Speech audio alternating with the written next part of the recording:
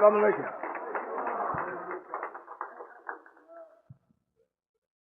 You all may be seated.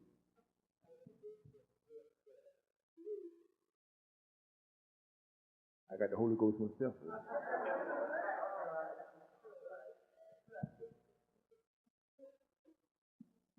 How many visitors do we have that has not seen me or heard me before?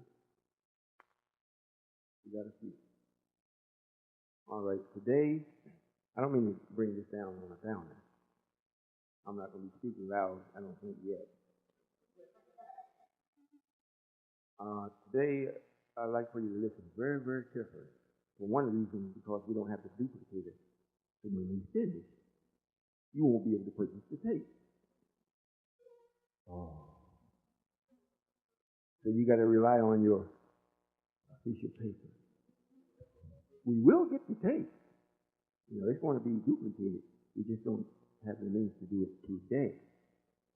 So all of you all that will be interested, make sure you see the secretarial department so it can be ordered, or you get the address and know how to get the tape and get it. And not just this one. Every tape that I've done, you can think of, get it. You know why? Because very, very soon, this afternoon, you're going to be needing it.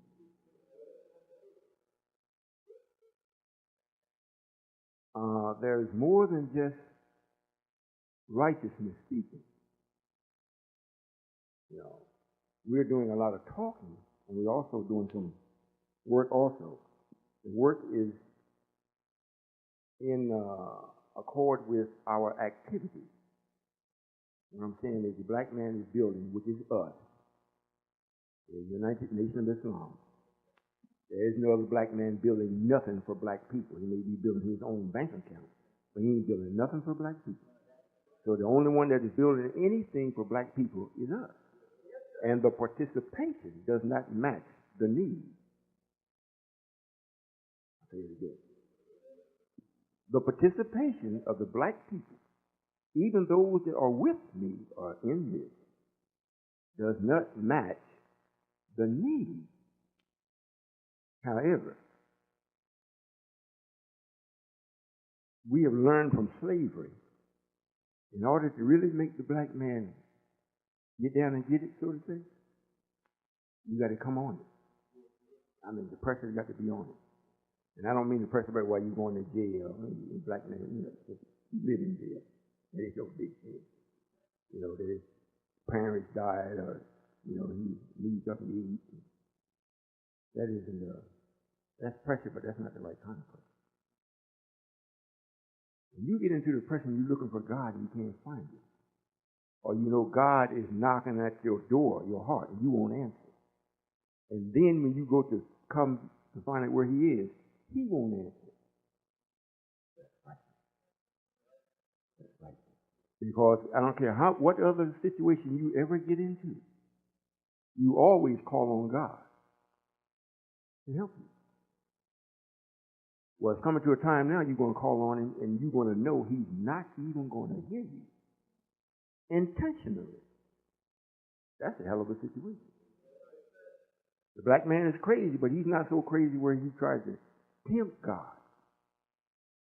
And knowing it, he usually does that when he's really ignorant. He don't even know he's doing it. However, today, for as long as the messenger taught, as long as Minister Farrakhan reminded the people, and I, being Allah here myself, what I'm doing and been doing and what I'm continue doing, there is no excuse. There is no excuse.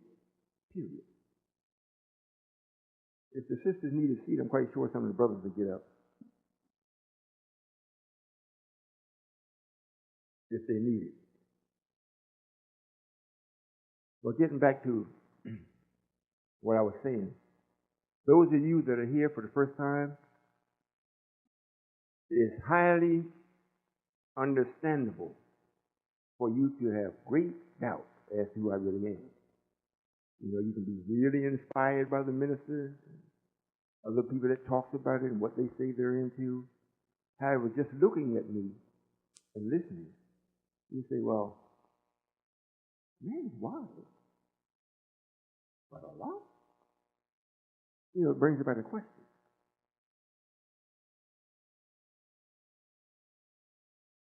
If you're civilized, we have it in our meetings, whenever I appear, or even the minister, if you have a question, ask it.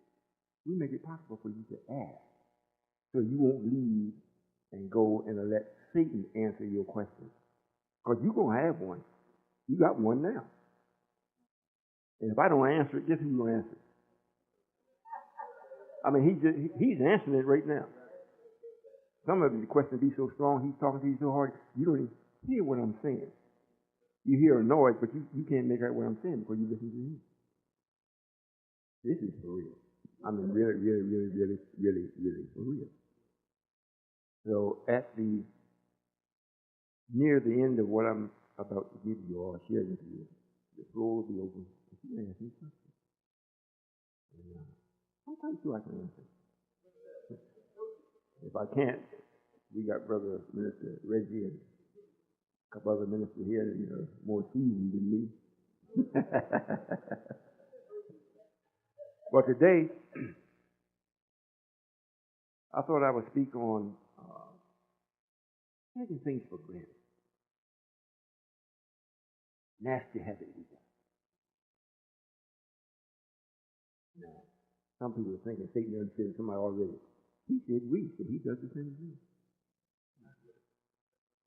I don't take nothing for granted. Nothing.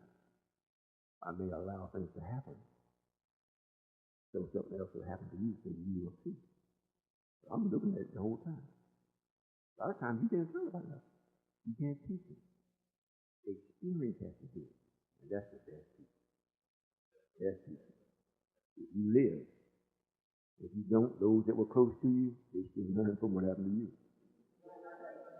For real. Taking things for granted. Are you listening? Yes, sir. You sure? Yes, sir. But after I say it, you can't get it for a few days. You have to order this tape. That might be a sign of what's going to happen with me. Gone. How many of you all know I've been writing on the net? Just about everybody. Yes, sir. Yes, it's called center page. Those are my writings. Well, tomorrow will be the last one for a while. I won't be writing any more center pages for a while. For the express purpose for you to do a review. The knowledge that I've been sharing, almost 3 center pages per week. If I continue that pace, it makes what I've been saying, or it will produce a situation where you just gloss over it. And you can do that. So I'm going to allow time, or bring about an opportunity for you all to go back and go over what I've done for the last year, because during that same time, different events and things have been happening that puts a period to what I shared with you. So you get to see it in a much better light, at least a year's knowledge of it. You got it? Taking things for granted. Just like, well, Father's going to write another page. I'm telling you now, you all the only ones know because it's not on tape. I'm not. And if you took for granted, well, I'm waiting for the next one to come out. It's coming out after tomorrow. Not that I ran out of knowledge. I got so much that if you don't get what I've already shared, what I've got for you, it's not going to mean anything to you. The only thing you're going to say, well, he is wise. He is God. I've been saying you God. And you can't be it. You can't be God being stupid, dumb, taking things for granted. Right? How many of y'all know what a pen is? When you write with it or you fasten your clothes up with it? You're familiar with that, right? How many of y'all make them?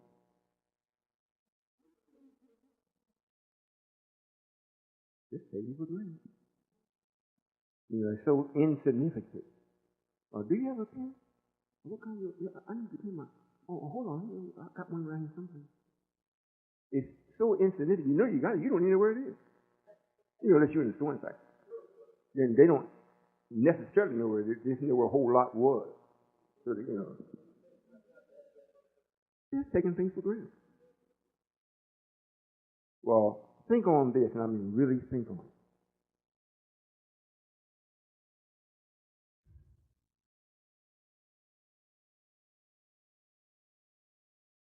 The ones of you all that I have already shared with you that you're extremely proud of. Black man in general, a few of you all that I feel personally very proud of. It's one thing to go to an empty home and take possession of it. Like you have a home that's boarded up, maybe the city owns it, took it back, didn't do anything with it. Or got a slum landlord, probably just went to hell. Nobody is not interested in it, no more. So a streetwalker comes along or somebody lives on the street, they take possession of the home. Nobody bothers them unless they create a nuisance. Then someone will come and do something about it. That's not hard to do, would you say?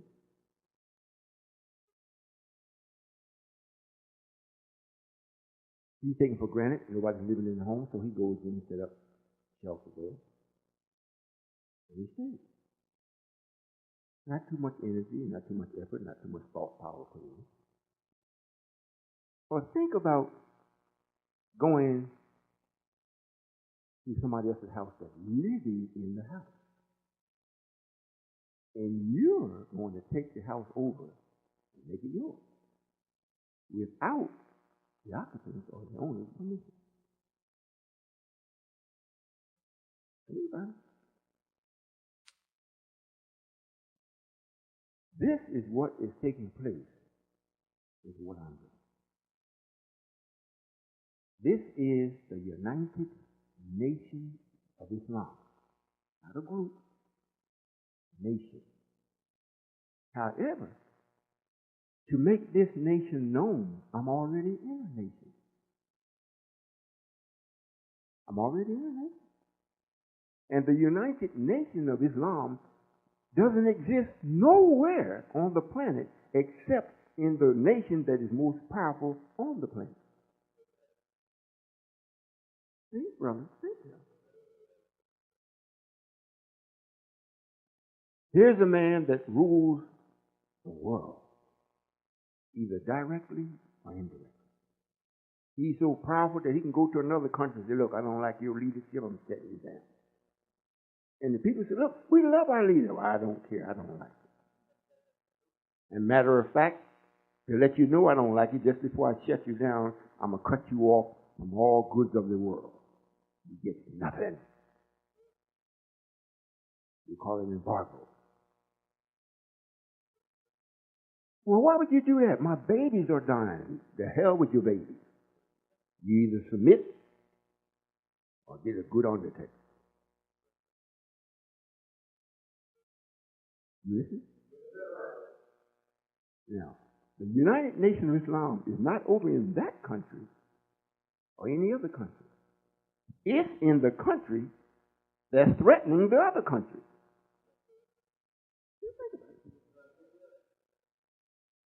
And it's not making any bones about it that this is going to happen. Elijah said it almost 70 years ago. 70 years ago. And told him, said, look, I'm repeating what the supreme being, the Lord of the world, God of the universe, has told me to share with you. We're coming to take our planet back. And we're not asking your permission. We're telling you. Just like we had to do with our own self when we gave you the permission to take the planet with our help. In other words, we gave white folks the right and the authority to do what they have done. To capture God. and take everything that God has and use it for their purposes. Did that happen? All right, so I'm not lying about that.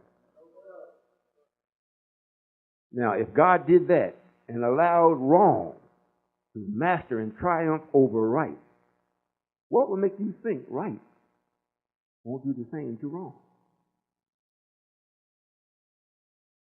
Now, when white folks started in this country, because they couldn't even start to do that in their own country, in England, Europe, they couldn't do what they wanted to do. They still had to give some kind of recognition to the supreme being. And the devil don't like that. He likes his things done at night, not in the day. He worked black people in the daytime because they like the sun. His thing is at night. Make the city look real pretty and bright and the lights is flashing. And so if you don't think this is true, ride by one of the Christmas decorations home, got a whole bunch of stuff on it in the daytime. You look at what's there. Then go by it at night.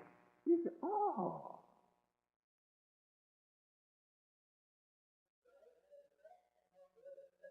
Here, the United Nation of Islam is in this powerful country with the express purpose of standing the God back up and take back what belongs to him.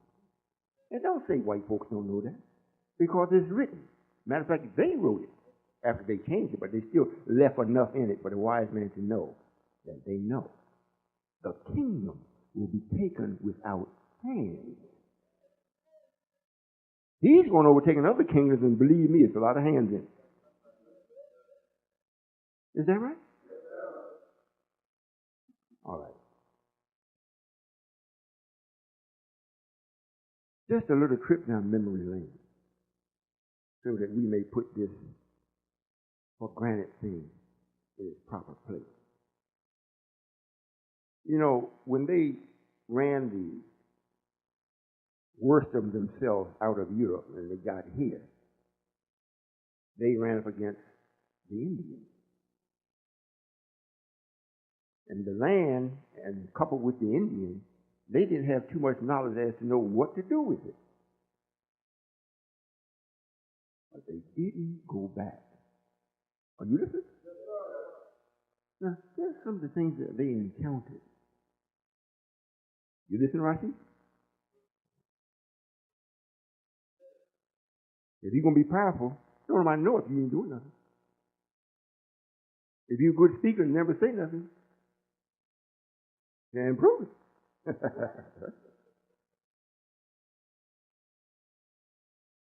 Here they're going to have to make a life for themselves just to get away from being right.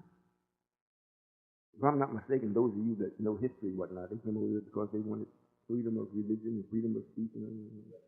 And they do that today and make it very important. Freedom of speech, say any damn thing. Freedom of speech. We got a brother, a black man, brother's got a website. Farrakhan Factor. They put porno pictures up and everything. So we get on the why do you do that? Freedom of speech. Freedom. Now he's in the nation. In the nation. And you can't say, well, Royall, you're making that up. Go to his site and see if it's made up. And the number one thing that is done in the nation, when you get to the door, check. To make sure you don't have to clean up what's in. You make sure dirt don't get in. So where is he, if he's doing that, where is his checking point? Why is somebody got to ask him, look, clean up your board? That means you already let the filth in. Are you following me? Well, let me get back. In the course, I need some water. Okay. Thank you. Somebody loves me. In the course of this, This man, since he did not go back, he had to fight the weather. These Caucasians don't like the sun. He went to the point and said, well, look, I don't think we can do this. But we ain't going back. Let's go get some people to make them good. Well, who would we get? There's some black people over there climbing trees. I mean, that's what they say to themselves. They know they wasn't. But evidently, they must have thought you here. You here? Then he says, well, look, this is what I want to do. I want to build a world for myself. And you all are going to build it.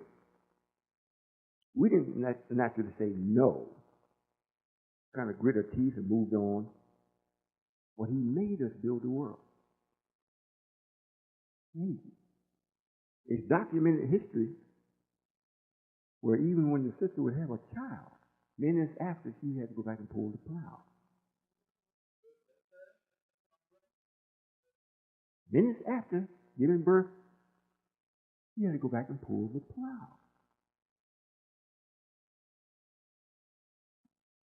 He went down into the bayou to see what was there, and he ran into a pit of snakes, alligators, all sorts of things that was against life as the way he was presented. They would send expedition teams down. Nobody showed back up ever. But he didn't leave. Bad witness, he didn't leave, take it down there now, and got roads through it. He even got mosquitoes off. Great big mosquitoes, they won't bite you. Straight head on. Because he wouldn't leave. He didn't get into the mosquitoes. You all see where I'm going with this? Hey, well, I can go on with this. You already know where I'm going. You need to think about this, taking things for granted. Here's the United Nations of Islam. God himself shows up after I send a messenger. And the messenger goes through a whole bunch of stink of you. It started off a little bit with the white folks until they really tested him and said, oh, this man is genuine. We don't see this other fellow with him, but we know he's there. Because we don't pull our guns on him. We don't shot at him. The gun didn't go off. We don't try to poison him. He got fatter. Everything we do against the man, he comes out smelling like a rose. We got to back up off of him. I know for surety. I was down in Alabama hauling our watermelons, the Nation of Islam. Elijah was still living. Truckload of watermelons. Devil told us that, look, if we can't haul some of them melons, you ain't going to haul them. We said, oh, really? We called Elijah. I called back to headquarters. Got to Elijah. I don't know what he did. They said he called the FBI there in Mobile, Alabama. Next thing we knew, we had escorts from the federal government and helicopters. For the 4 days we were there, every time we had a load, they went right with us. Made sure nothing happened. And the other white people were looking like, man. We go to the truck stop, they stop there, sit in the car, they talk with us. We get ready to go, they take on home. I did this. I'm not saying what somebody said. I was one of the drivers. Elijah didn't quit. But we take for granted now here, after Elijah was here, he styled as a daily sacrifice. I hope you listen. Styled as a daily sacrifice. And then when we took him for the express purpose of seeing who is real, I can't work with nothing phony. Because you can't depend on it. It's like you go on the roof someplace, you're supposed to have a net under you to catch if you fall. Or you got something tied to you in case you fall, or it's a rubber band. If you know that, you ain't going up there. So that's the same thing with this. What has to take place? What has to take place? The people that is causing it to happen must be real. Must be. If not, you're not going to make it. If you do, it'll be because of the grace of myself or someone that loves you, that brings you with them. The best you can do is support them in what they're doing. However, as far as you standing up, You ain't going to do it. First mosquito bites you, you running off someplace. Or you try to get your TV or your remote don't work, you upset.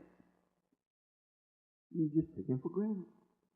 And at the same time, what we're doing is bringing in another way of life in a nation that has set the standard for life.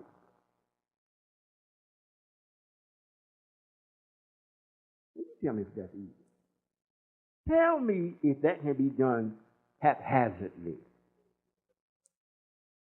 The scientists were speaking with me, and I asked them about the same subject. I said, well, what is white folks going to do when I really get started?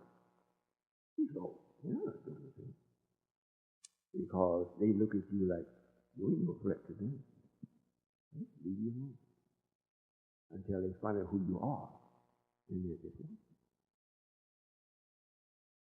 And you know the good thing about watching me? Are you listening? Yeah. The good thing about watching me, half the time you're not looking at what you really see. And you're not really seeing what you're looking at. I'm going to say it to you all, of course. White folks know. I'm going to want to make sure you know. Right? It's a natural law whenever a wise man shows up or God himself shows up, he never appears to you what you think he is. So you use your identification of what God is, looking right at God, but you don't see God. Because it don't add up in your mind. That can't be God. I know that's not God. My grandmother told me so. That's not God. You're looking, but you don't see. So those that think that they know who God is, and remember what I said, think. And all of you all that got relatives, or those of you here that are anything other than a Muslim, or shall I say a righteous person, and think that Jesus is this or the Christian is the right way, let's really look at it. Here is, in this world, and around the world, this is the standard setter. If you ask any person, who is God, where is God, they will tell you, well, we have a school that you go to. And this is where we learn what we think God is. It's called theologian school. And the word theologian comes from a theory. So the best of them can only deal with a theory. They tell you, well, I think. I really think. And when they say really, it's like white folks be telling you, sorry. I mean, they mess your stuff up so, and you, oh, sorry. Like that takes care of everything. I done said sorry, so it's over with. So you say, I really believe.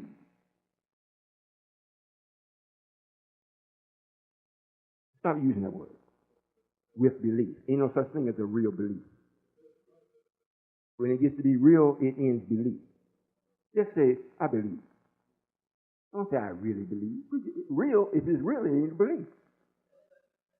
You're just taking for granted, right? So you'll say that to make the person think, well, you're very close to doing it. That's not it. Well, these are things that you take for granted. So the preacher can stand up and tell you anything. And as long as he's telling you what he believes and do that theatrical thing that he does and all that kind of thing, you think, well, hey, putting on a good show. However, really, I believe I'm good as he is. Really.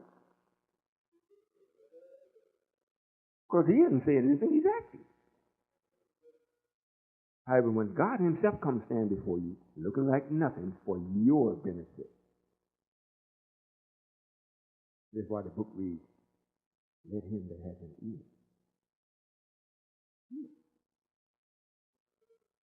Not him that has an eye see. Because if you don't hear first, you ain't going to know what the heck you're looking at. If you hear, because the brain don't see. It goes by vibration. So when the sounds come out, and if it's in harmony with the making of the brain, it's, oh, you didn't see this. Then you go look. You know, you hear these advertisements on the radio, you hear about it, you say, oh, I got to see that. But while you're listening, you're listening. These are things you just take for granted. You know, all the things that has been given to you are put in creation. You don't use it because the man that is the enemy of creation has stopped you from using it. So since you don't use it anymore, when the United Nations, I come, develop the United Nation of Islam for the express purpose of bringing the black man back in the position of being God of the planet and of the universe. And because it's starting off here in North America where this man seems to be so powerful, which he can't cause no rain. He can't. Yeah, trouble putting on fire. Scared to death when the fire comes. I come and start to explain to you what I'm going to do, then start doing it. When you're hearing it, it sounds like something out of a Spielberg. You know, like, this is great. And I said, now, this part comes in. Now, this is what you have to do. What? Oh, I'm included in that? Oh, sure. If you're not included in it, I don't need you. I just save me. You'll forget you. And don't think, well, oh, God wouldn't do that. You're still thinking. You're believing. Yes, I'll do that. Well, I don't believe that. Well, let's look at this.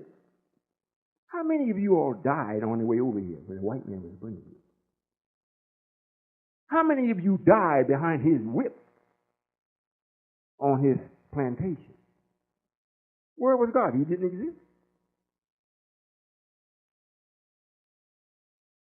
So you think, well, God is love. I most certainly am.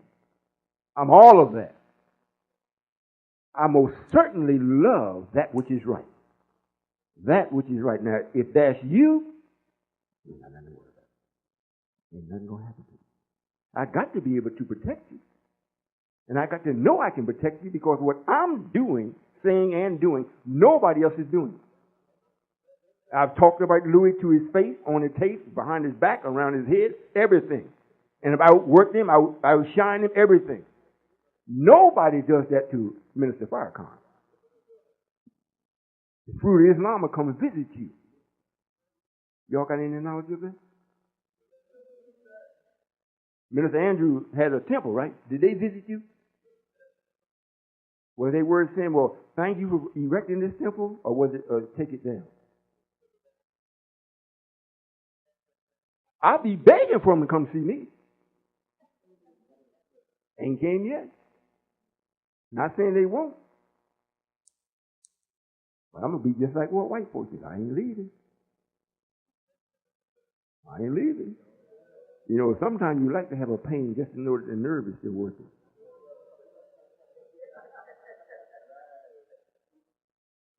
This is really for real. I'd either have to be crazy, and I can't be Satan. Because Satan can't get no better than what he is. Are y'all listening? This world has already arrived in hell. It ain't on its way no more. It's already arrived. And it's working itself out. I mean, it's full force. So I would be crazy to come up and be Satan like I got something to do. He's already won that battle. Now God shows up. The real one. The one that knows that he knows that he knows. One that has the power to do what he knows. One that has a will that will not let him stop until he sees what he knows.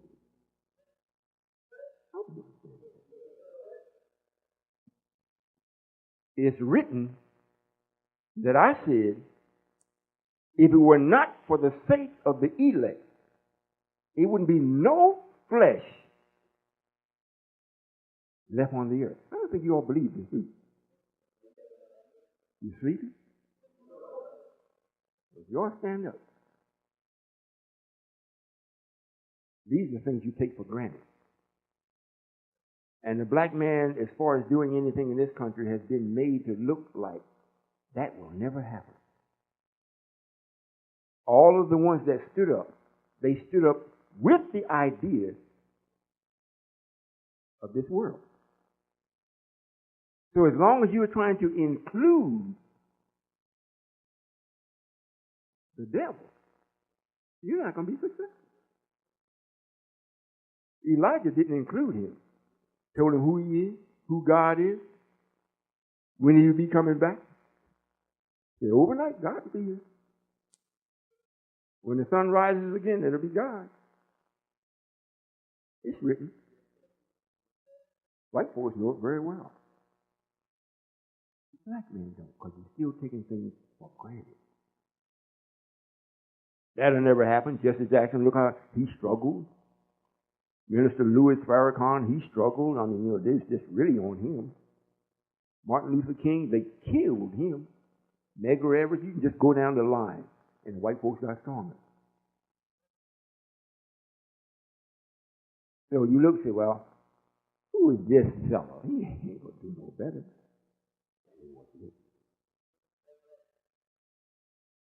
Now, I would meet the same fate if I included wrong in what I'm doing. If I included wrong in my behavior, in my thinking, and in my behavior, you could forget it. I could forget it. My destination would be death. Unavoidable death. What I would be thinking, trying to bring into existence, it would meet death. Because the man that's in motion now, our open enemy, has a system set up to make sure anything other than God himself is not going to make it. I can't blame the man, because he is God of wrong. So he ain't going to let no minister come and set him down. He forget that. And he ain't going to let no Islam come and sit him down. Well, Royall, didn't you just say, you have the United Nations of Islam? That's right. The United Nations of Islam. Not just Islam. You had a long ride up here? I see some dozing.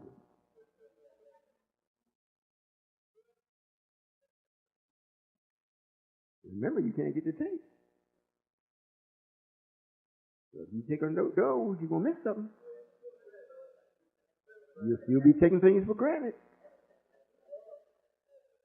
So if you need to stand up or spray some water on you or something like that, you better do it. When I first heard Elijah, me and myself, I said, well, it gave me an indication as to, I'll be standing. It's already written, Elijah had to come first. And he was to make a way for me. Is that right? Had he not come first, I could not come and do what I'm to do. It would have been no one to call the elect.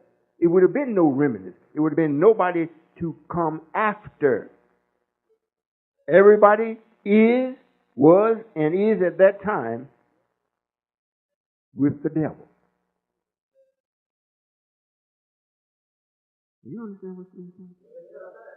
All right, now. One of the first things that I put into motion as being God is the non-use of the members handling money. I got a couple sides to me. One to whom other.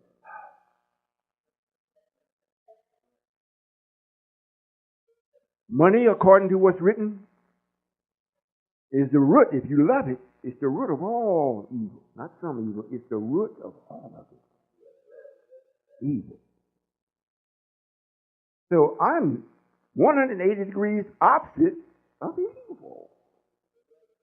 So in order to make anyone like me, like the book reads, he made them all like him. So if I'm going to make you like me, and if you're with me, then I have to set up a system that will allow you to start to wean yourself away from the use.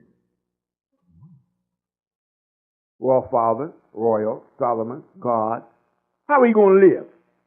I mean, we need to eat. I need to go to the theater. You do? Yes.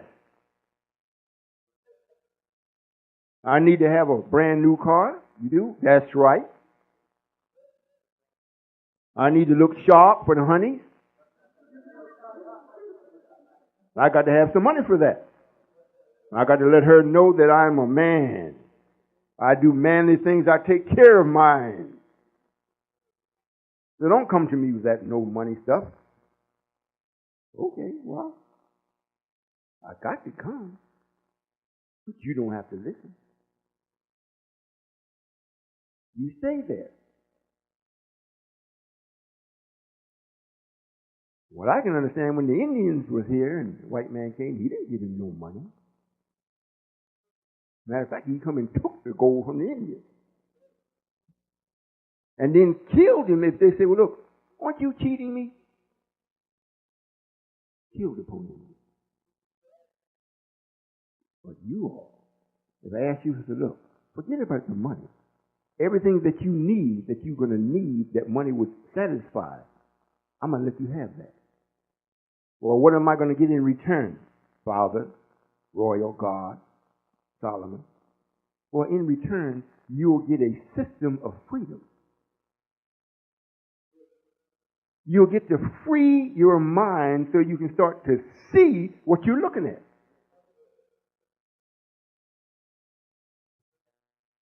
You won't have to be 99% of the time thinking on where the next dime is coming from. You will eat. You will have clothes. You will have a roof over your head. But Father, I heard there's 5 or 6 brothers staying in one apartment, 2 bedrooms. So? You never heard that before? Well, I've heard it, Father, but I don't think we have to do that. And you God too? Well, who are the people that you heard that is doing that? Well, if the Vietnamese come over and the Chinese, and I heard about them staying in there, 15, 20 in one bedroom. Oh, am I God to them? Do they have a country? Yes. Well, what are they doing over here? They come over here to make it. Well, why are you here? White folks brought us over here to make it for them. Well, we want to take it now. So, what, you want a penthouse? Oh, that ain't worth fine, Father.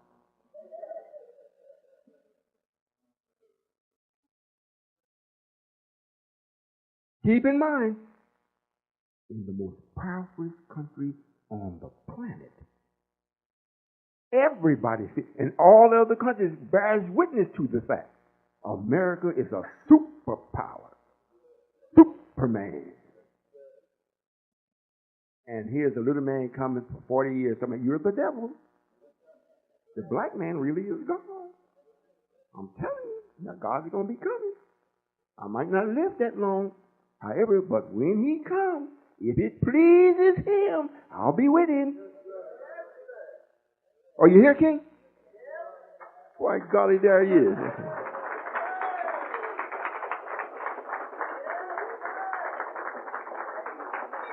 Oh, okay. Well, we's in competition there. You think about it. All of these things have been told, and it's written out. You can read it. But you don't believe it because you took it for granted. Oh, that happened back then. That's the old book in the Bible. That's the last book that, that's in the Old Testament, book of Malachi. Just before that great and dreadful day, I will send to you Elijah. Oh, that happened back then. Just before the great and dreadful day. However, when the Lord does come after that day,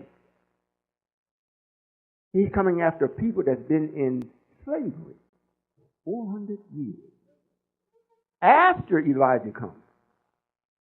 He can't come after him before, because if he's going to come, he got to show up. But he says Elijah got to show up first to make a way for him to come, so he can come and get you out of the 400-year slavery with great substance and deal with or judge the man that had you in. Elijah was here. Then they had a little minor prophet, Farrakhan, to remind everybody, you and the enemy. Just because Elijah's gone, don't think he's gone. That's the message. That was the reminder. Just because he's gone, you don't see him, don't mean he's gone. Now, I'm not talking spooky. I'm talking about what he brought. He, the body, yes, is gone. The truth of what he brought and the power that he brought is still here. And it has increased. Well, it reads, he says, if it pleases God, when he comes, I may be with him.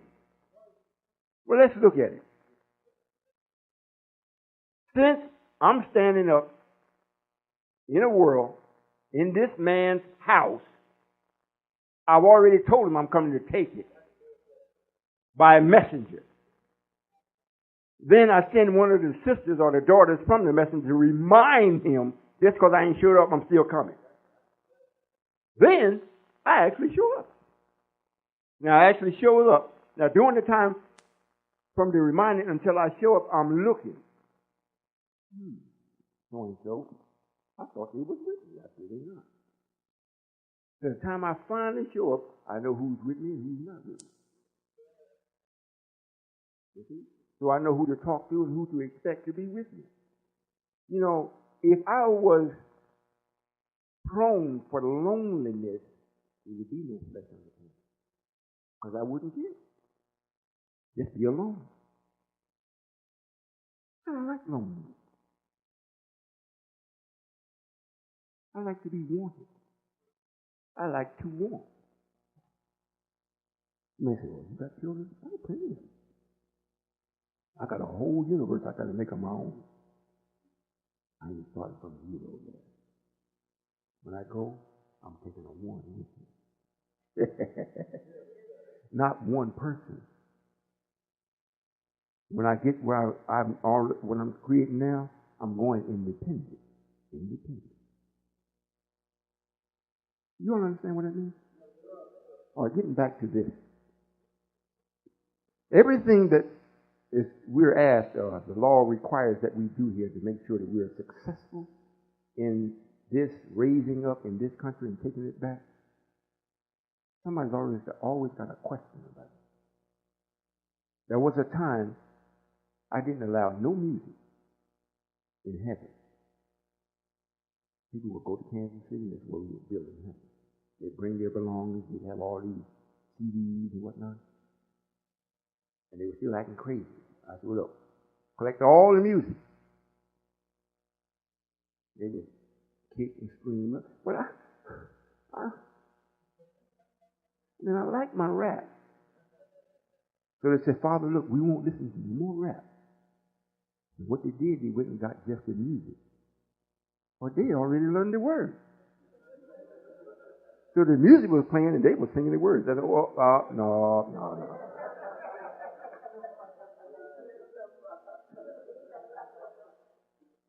You might say, well, God wouldn't do that. How do you know? Are you God? No, I answer part. Some of you think you are. And some of you may think, well, God ain't no one person. He's a black man, period.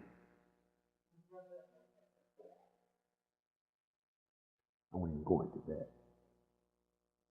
Then, we started removing the television. For those that worked at night and were home in the day, and, as the world turned, we're still on, days of our lives. And we look and say, well, something's still wrong here. What? Oh, no more TV. But no more TV. All of those types of things that you take for granted because you think you can handle it. I mean, that ain't going to do nothing to me, really. Just like smoking. Some come smoking and say, well, you have to stop smoking for your 90 days. Oh, Father, I can stop it. Oh, good. Father, I can see so-and-so smoking 2 weeks later, right? Or what should we do? I said, well, he's still in his 90 days. He said he could stop there, but Are you following what I'm saying? This has got to happen. If this does not happen, if the black man in North America, not in Canada, that's part of North America too, but not in Canada and not in Mexico, that's still North America. The black man that's in between in the United States, that part of North America, if you don't wake up, the world is dead. If you don't come alive, it's over. We're dealing with a nature that we're allowed to have authority and rule over righteousness. This nature is a nature of wrong.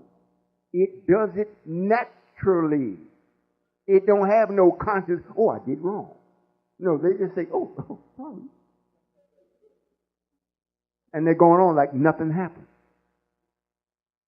If you don't wake up, this is it. This is it. They're going now to the nuclear threat.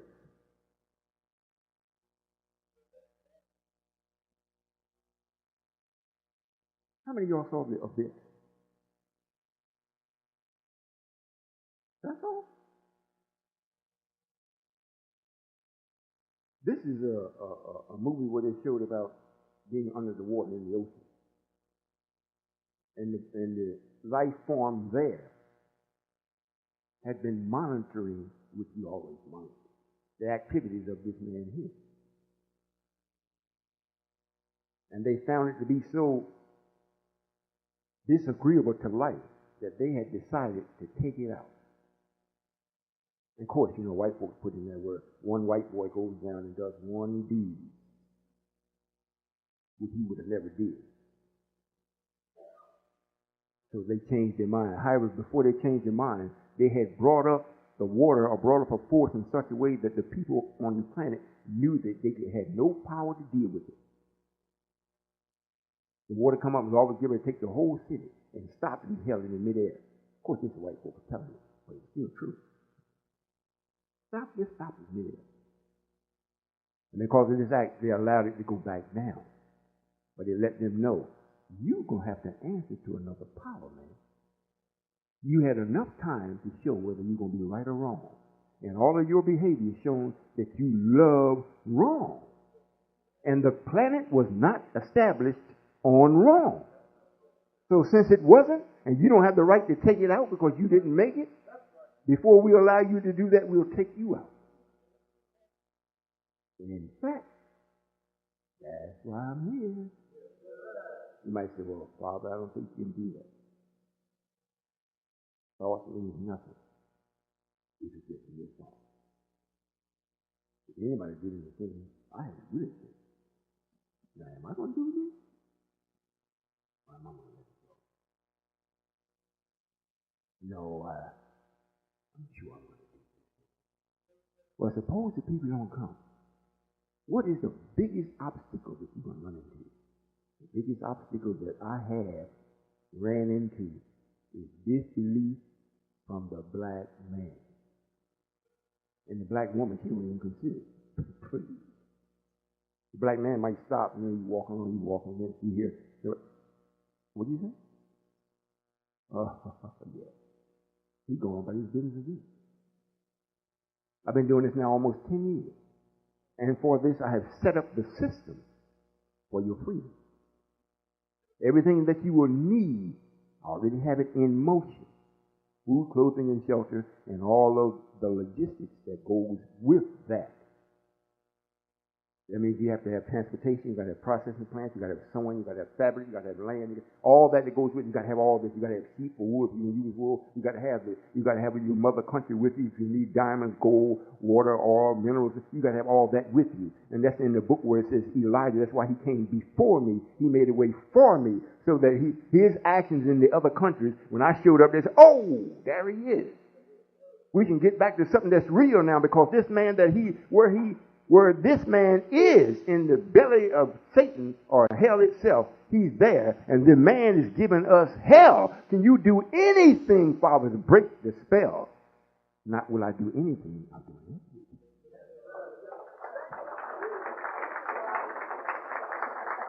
For you all that are taking this for granted, you've already lost. You've already lost. It'd be something if I just spoke and that's all. If I just spoke and that was it, already lost. But I'm not just speaking. You know what it takes? Are you listening? Do you know what it takes to have a brother to go and perform a duty to his Lord?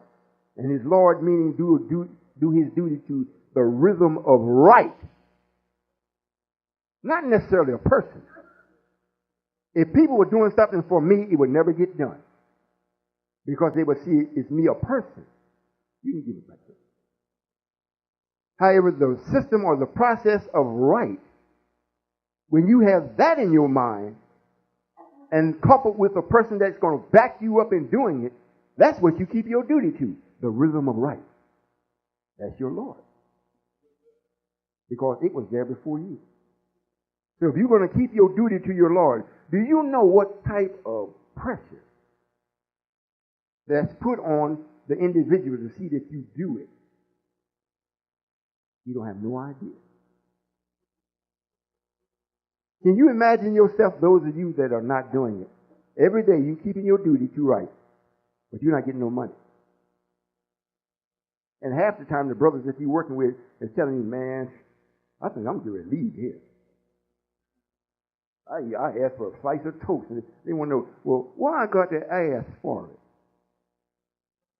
That is just a slice of toast? Man, that's inhuman. That don't make no sense. Oh, really? You don't? Let's look at it and see if it does. The toast or the bread didn't just jump out of the sky. And since we are starting with nothing from nothing, that one slice to us is big. So if you just go and take it at will, we don't know how to keep an accurate account to see if we really making progress or we just standing still.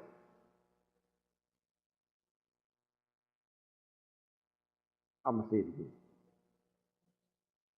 Something that simple is what's going to get you into heaven. It's not that you have to ask for it. You have to let it be known where the slice of bread is going before it goes. Not that we got to discover it's gone. Then we know, since we're working in the system told us who took it. Then we go ask you, why did you take that, man? Well, what's wrong with it? I was hungry. I mean, why? Well, we understand that. All of us eat. The system is, you ask for it or let it be known. So the person that's keeping the tally will be accurate. So if I call up, I say, well, you're asking for more money for the bakery? Can you just make 1,000 of those? Yes, sir, Father. 500 of it, we don't know what happened with it. Are you listening? This is something that you're supposed to love. The book says you're supposed to go back to your first love, and your first love is truth. Go back to your first love. Let's look at how another man does his with his first love, money. April is coming up.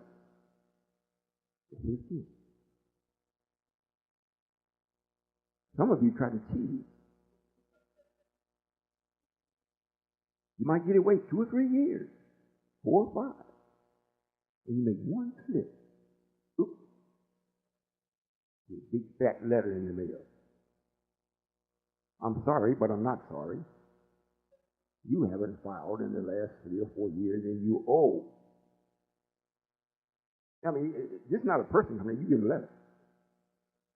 You know, and then when you go to call this number and make your payment properly. If you cannot call within 5 days, and you call, and it's a machine. Not a person. You're talking to a machine. But he's keeping account of every penny. Every penny. Well, we say, well, look, we got to know where this bread is going. Well, that's free deculate. But you're going to try to outdo this man and be God. Impossible. Impossible. Taking things for granted. You got the message? Well, if you don't get nothing else, you should be able to see what's going on in the world and see the person that's causing it or the people that's causing it. And ask yourself, who's powerful enough to stop it? You ain't going to find it. Unless you say God. And then most of it is God. I mean, he's still a figment of your imagination. Unless those of you that do know I am, you know what I'm doing. It's clearly written in the Quran, some places in the Bible, that this country will be curtailed on all four sides for the express purpose of running everybody to the center of this country. Have you been checking the news? Have you checked where I am? If you haven't, I'm in the center of the country. This is where we have our activity, our system, in the place that we call heaven that we are developing in the center of the country. So as we are running the ones on the outside to the center, they got something that will support them when they arrive. However, while I'm going around the edges of the country and asking or making it known that their investment is needed, because I know you're coming. And if you gave nothing but a bunch of lip service and disdain regarding what I'm doing, then when you come and knock on the door, someone may come and say, yes, who? I'm so and so and so and so and so. Don't I remember you when you... Well, yes, sir, but would you forgive me? No. No forgiveness. That time is up. Gone. If I keep forgiving you, it means I'm letting Satan in. Forgive you means I'm forgiving Satan and giving him the opportunity to come in with us. Are you listening? This is not play. This is real. This is real. That's why when you come to the temple, you got checked. They may have seen Satan on you, but they didn't let you come in with nothing that represents him. No guns, no knives, no reefer, no smoke. They figure, well, since you're coming to see the God himself, when you get in, you got Satan on you or in you, you might decide to leave. Because I may leave. You understand what I'm saying? You know, we check your attitude when you come. We see Satan with you. Some of you come up, I just come to hear this man. This is crazy.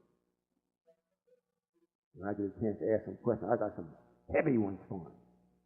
I know he can't answer them. I'll just wait until he asks, open up the floor. And then you sit and listen. And say, okay, the floor is open. You sit down because you say, I'm going to fool myself like this.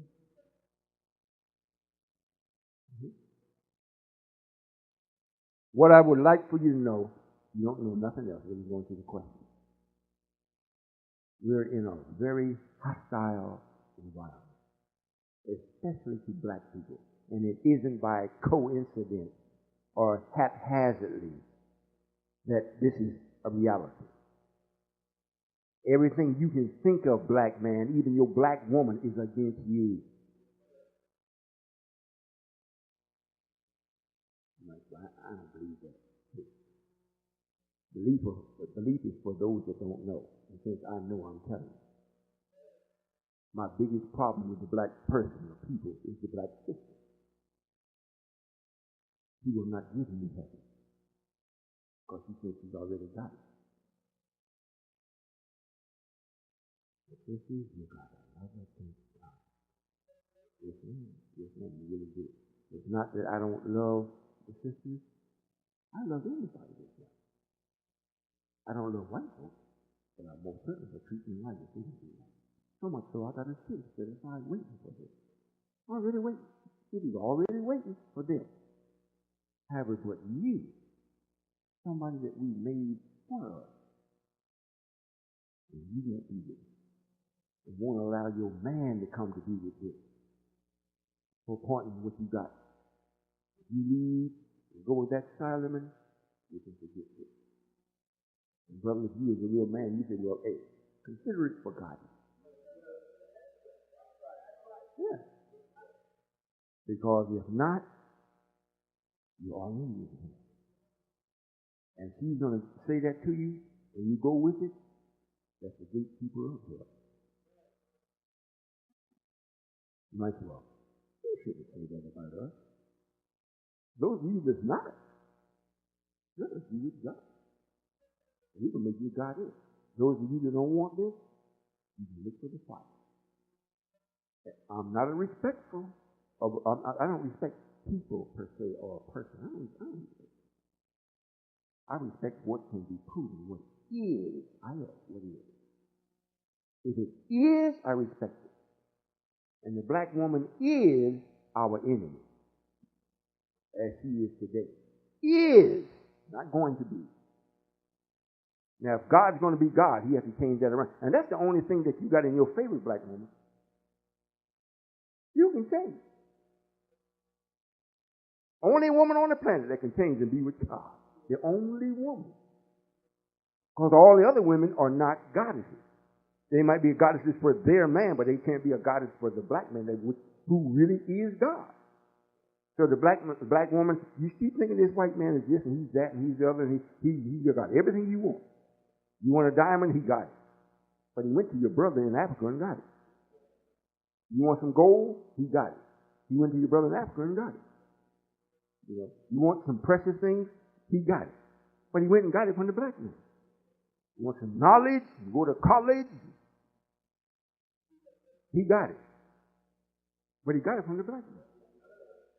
So the black man's coming back and say, look, everything that we allowed you to have, are you listening? Everything that we allowed you to have, according to what we do have, is nothing. We gave you nothing because we knew you were going to do nothing with it.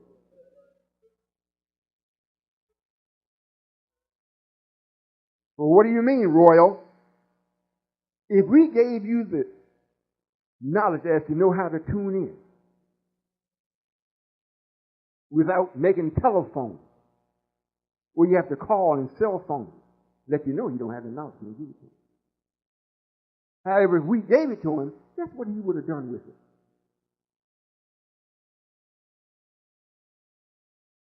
A whole lot more of you be dead. Because you'd be, oh, he's thinking that, huh? Go get it.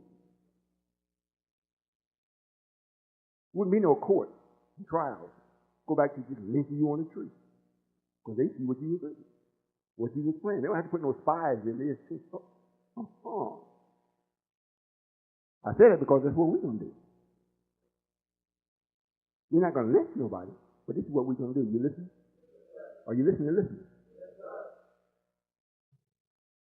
Half of you don't believe it, but I'm going to say it anyway. The righteous, to make sure that we don't have to go out, lynch nobody, or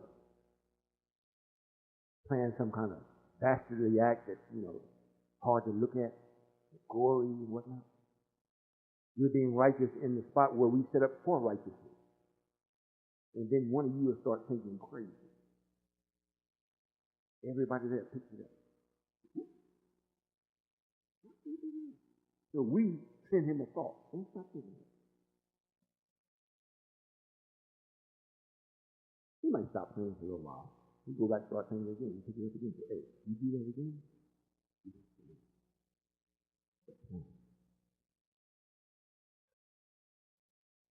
So if he thinks it again, all of us will say, because we don't lie. We ain't saying it just to threaten. We're saying it because it is. You do it again, you have to leave it. So he thinks it again, we just think on it. Boom. Go cool, maybe. It's not. What is the most powerful thing in the universe? But you take it. Are you listening? And you might say, well, I thought Father was going to get off into something, but this is the real truth. In order for me to be successful in doing what I'm came here to do, I have to pay attention to everything. I cannot take nothing for granted. Whether I do anything about it or not, I'm not to take it for granted. And that's what makes me successful, because I pay attention to everything that you not. And then when I explain it to you, that's why a lot of people call me, and I had a call this morning, husband and wife. Father, so and so and so and so and so and so and so and so and so. I said, well, did you consider so and so and so? Okay, Father. And then, look, why don't you do so and so and so? Do this, do this, do this. I never thought of that. Look at it. If you did, you take it for granted. So it didn't mean that. Oh, man. And every time I do that, the people I'm speaking with, they get off the phone, they be so happy. I'll be charged up too. Because it made me remember. Don't take nothing for granted. You see?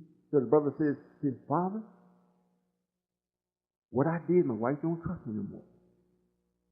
And I've told her from my heart that I'm not going to do that no more. I'll never do that to her again. Never.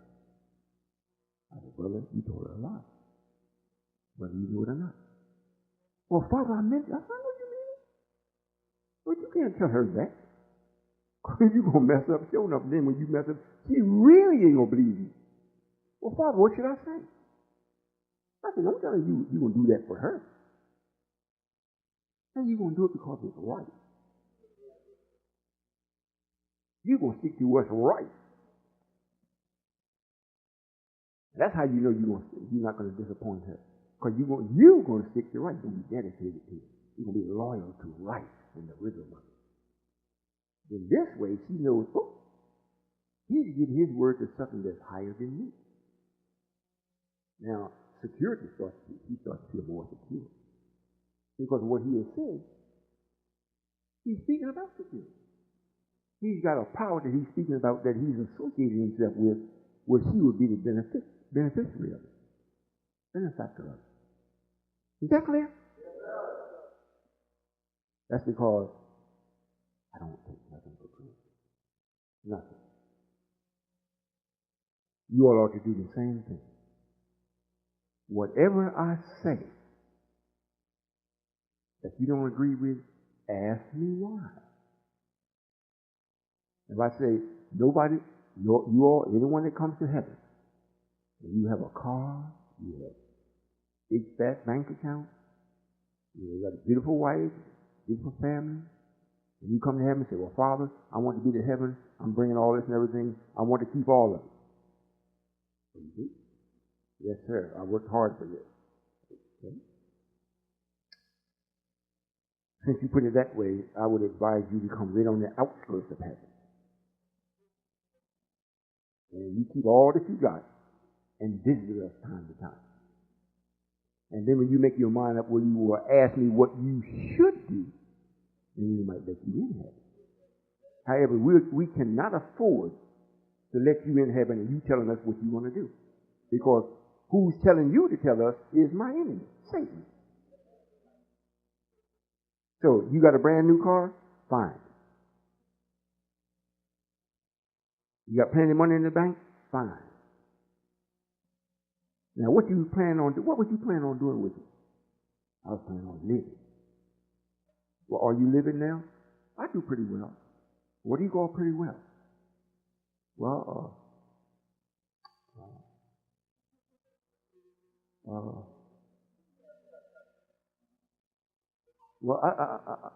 I got a good bedroom set.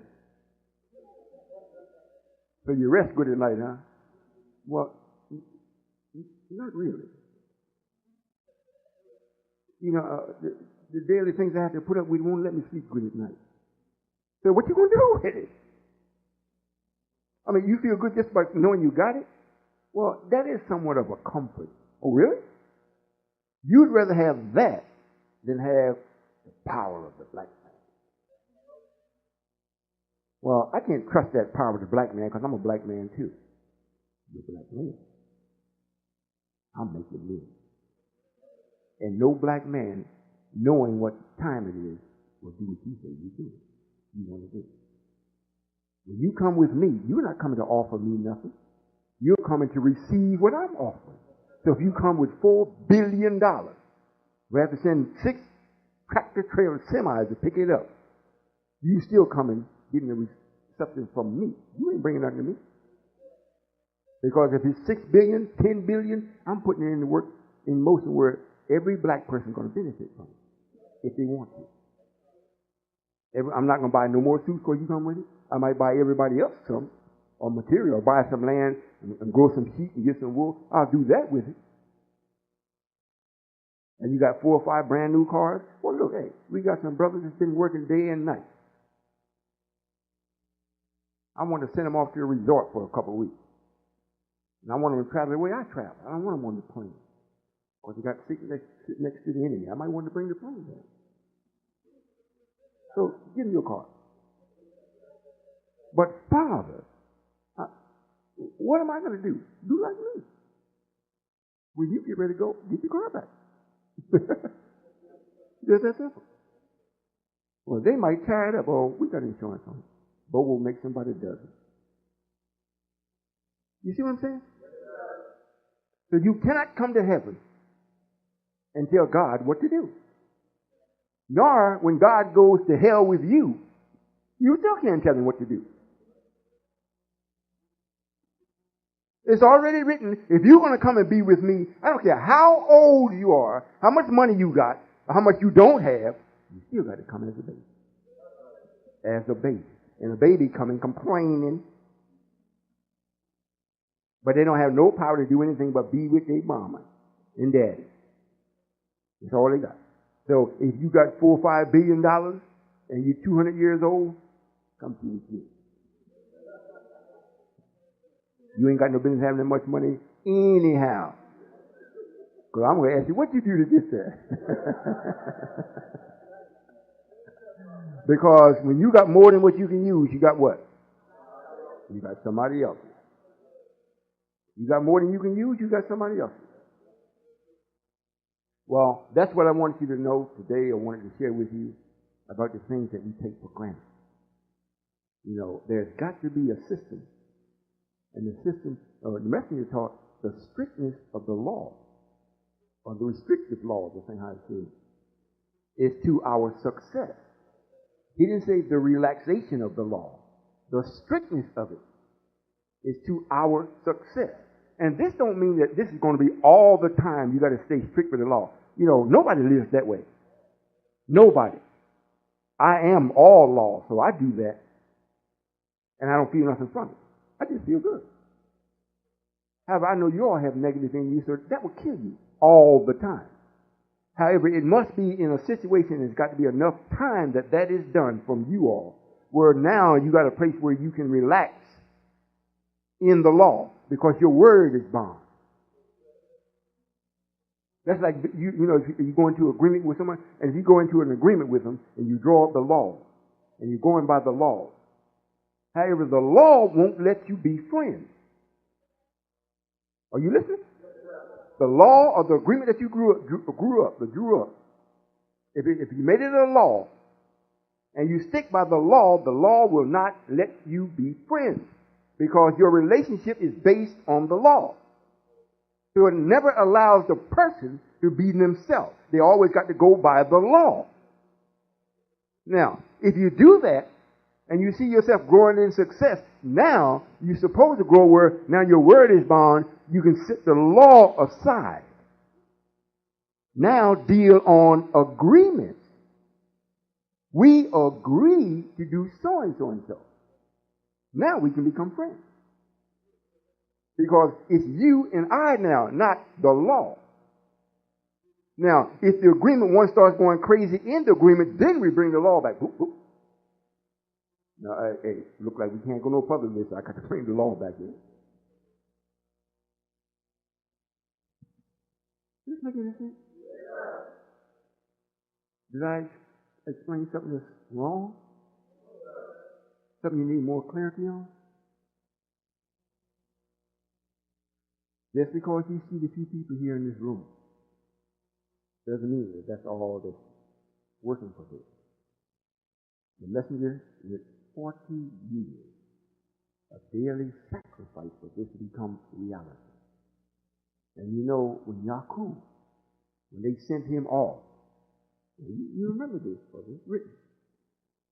Yaakov didn't stay in the midst of the people and do nothing. They told him, look, man, you got the book. You got to get away from here.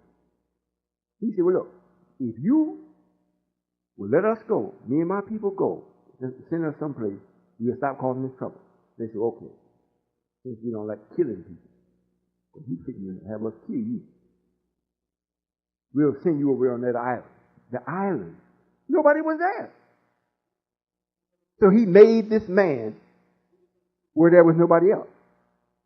We are here amongst 250 million white folk with a system. They built this building, this microphone.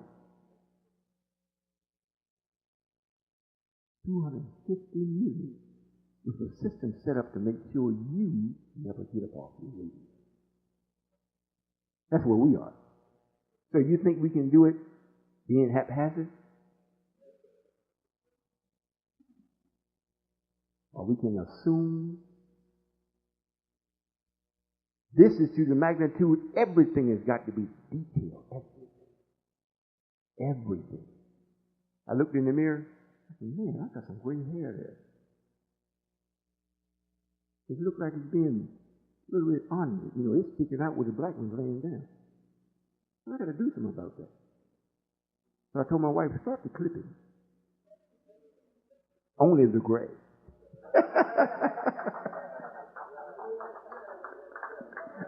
Everything must be detailed. It must be detailed. If you go in the refrigerator and get something out, remember, did you put it in there? No. Well, if you put it in there and you go get it, did you put it in there for you or did you put it in there for our people? So even if you put it in, you should let it be known. I'm going in the refrigerator. What you going to get? Some cold water? Oh, well, you ain't have to say nothing about that. You understand? It seems to be very simple. However, this is what makes white folks think black man will never get up because he don't see you ever doing that. He just for sure them people. You have to be intelligent to do that.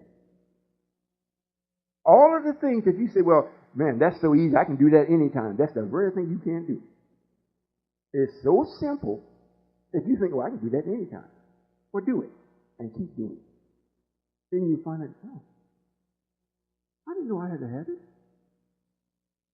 So the thing is coffee. Quit drinking it. You know it's a drug, right? Quit drinking it. Well, what am I going to drink in place of it? I don't know. Water would be good. But they don't have no taste to it. They don't have no sugar in it. They put the fructose in it. It still ain't like coffee. I like it hot. Heat the water up. What I'm saying is these things are very, very simple. And that's the only thing that's going to get you in a position to do what you're supposed to do if you're going to do it right. If you don't do that, kiss it goodbye. This man does not respect you because he didn't make it to respect nothing other than his own wisdom. And I was speaking about Yaakov. He went over, and when he started making this man, you know what he did? He didn't question and have a whole bunch of trials and no jail. He didn't have no jail. He said, you spit on the street. You know it's a law, no spitting on the street. Well, I knew it, but I had to spit. He didn't spit no more. They killed him. But if you put that beside getting a slice of toast, we just ask you about it. And then give you the reason why it should be known. With him, death. If you kill somebody else, death. If you spit on the street, death. If you curse and weren't supposed to, death. It wasn't no deliberation. There wasn't no deliberation about it. Death. That's what he had to do to make this man.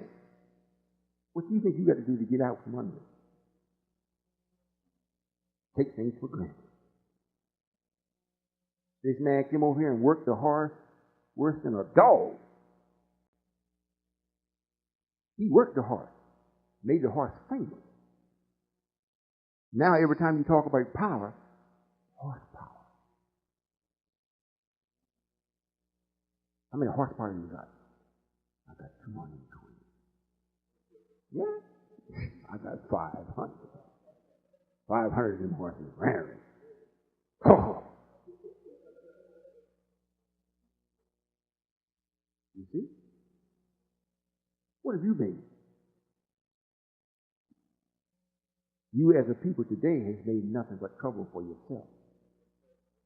You as a God, you made nothing. So if we made them, we have the right to do what we want, what we made. Is that right? Don't it say, we're the maker, the owner, cream of the planet, black woman. You hear this? Who is the original man? The maker? What is the best thing we made? It's the black woman, right? The owner, that's the only thing we can own is our wife. Can't own nothing else. And the cream of the planet, Earth. We're the cream of it. It's so bad we can make another man go on his foot and look at him all the time, looking up at it. And when we say, look, we're going to do this for 6 days, and when we finish, we're going to come back and look down at you. 6 days we've been looking up at him, he knows it. He forgot that we're going to change it around. Then he looked around and said, look, Elijah's here, we better get busy. Because we know the people that came with Elijah's not going to do it. The children of the ones that came with him have to do it. So we better get busy now with the rap, with the narcotics, with the filth, with all of the temptation of nature. So let's go into the microscopes and the labs and find out what will make nature submit to this.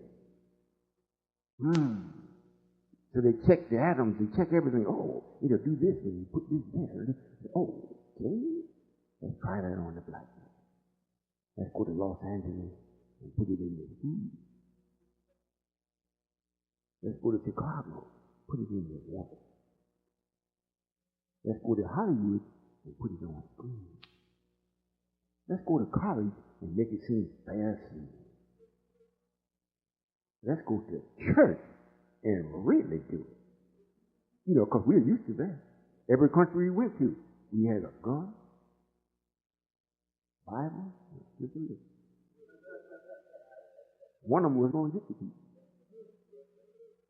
So, as a black man, you have fell into it hook, line, and sinker. If God shows up, I try to talk to you, please. Please. Now they're writing Khalid's son, Khalid Muhammad, the bald-head Khalid that passed, talking about his son, Farrakhan Muhammad. He named his son Farrakhan. He was so in love with the minister, he named his son Farrakhan. So he's a multi-millionaire. He's like 21 years old or something like that. And the brothers is bragging on him. He's done for self. He's bigger than life. Any of y'all had a couple something more $1,000 than what you need? You ever had that?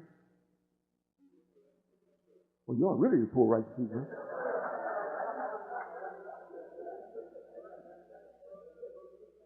You know what that does? If you don't have a system set up to constantly replenish what you spend, it will set you up in such a way that it will, like you ever heard the saying, rope pull one of you? The use of your money, you will start doing things, you start doing more things, and you're riding high. And then all of a sudden, when it dries up, everything that you got and put into motion is depending on you to keep it in motion. If you bought 15 to 20 homes, I'll buy these homes for nothing. I get it from the city for $1. I'll fix it up and rent it. Then depression comes along. People can't pay the rent. You got 30 homes. 30. 2 people paying rent. The other 28 ain't got no place to move because he ain't got no money to move. You go to get the rent, here's a brother 7 feet tall, 450 pounds, and you tell him, look, I need my rent now. It's best to mail that brother. When you going to pay the rent? Now the rent stuff, you ain't getting it no more. And then the city send you you owe so much for taxes. Now, you got a problem. Now when you get all the way down, you're busted. You don't have no money. And the people that you've been hanging around, they don't have none either. If they do, they ain't going to let you have none. Because they figure, well, man, all that money you had, you ain't. Yeah, I'm holding on to mine, man. I want what happened to me, what happened to you? This is for it. I'm just saying things that you already know that you've been taking for granted. Now, the brother that's got 1 car, 1 wife, 1 child, 1 job, he don't even hardly feel it. He may put away some things that will last him, say, he pays rent up for 6 months, maybe a year if he's renting, to pay his mortgage. So if he loses his job, he got a whole year to find one or to make one. But you take it for granted, so you all don't do that. And when the hard time comes, you just use the hard time. You have a hard time, go down and fight with white folks. I can't pay it, whatnot. Then you end up going to jail. Mainly what happens is you start shooting each other in the house. Because you can't live together. The pork you eat won't let you. Pigs don't get along. And if you eat it, you're going to be just like him. You cannot stay in the house together. If you stay in with your auntie or your brother, and he's very particular about something, and you not, he's going to be like, well, when are you going to move the glass off the table? Well, when I get around to it. Next thing you hear, I'm saying this as an example. Otherwise, you all can't live together unless all of you is crazy. Then you run out of the house and go and try. If you're with me, if you're not with me, you're not going to make it.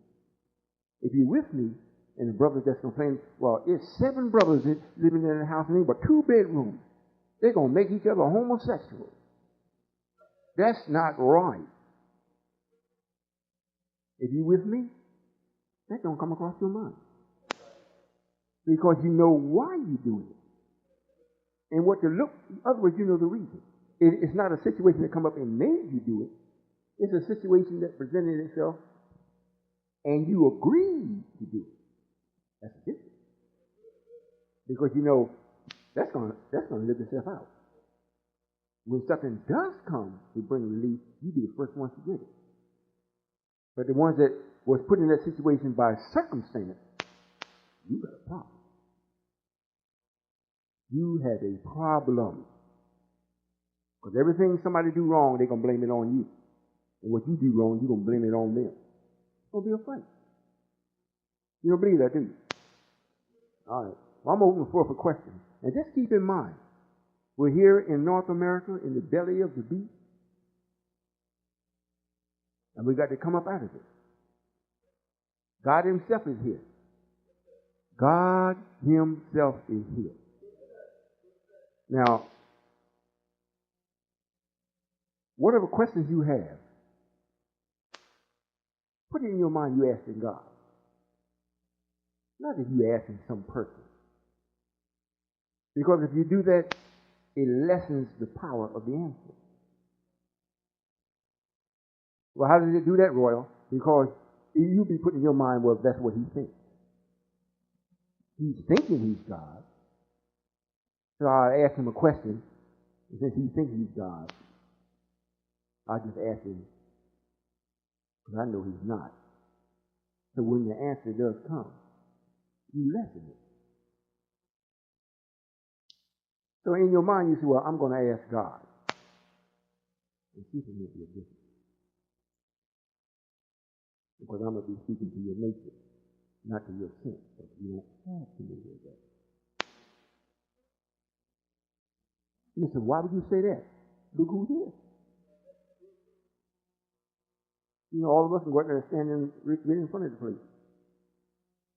New Haven alone, how many millions of black people there? So we can't have too many things. And half of the people came from someplace else, not in New Haven. Do we have any questions of me? No questions? Yes, sir. I just wanted to, I'm acknowledging that, the black man is all alive. Yeah, I can't deny that. I can't argue with you saying that. There's no argument at all. I know and understand those situations. But I do have a question dealing with the 6,000 years that the devil ruled the earth.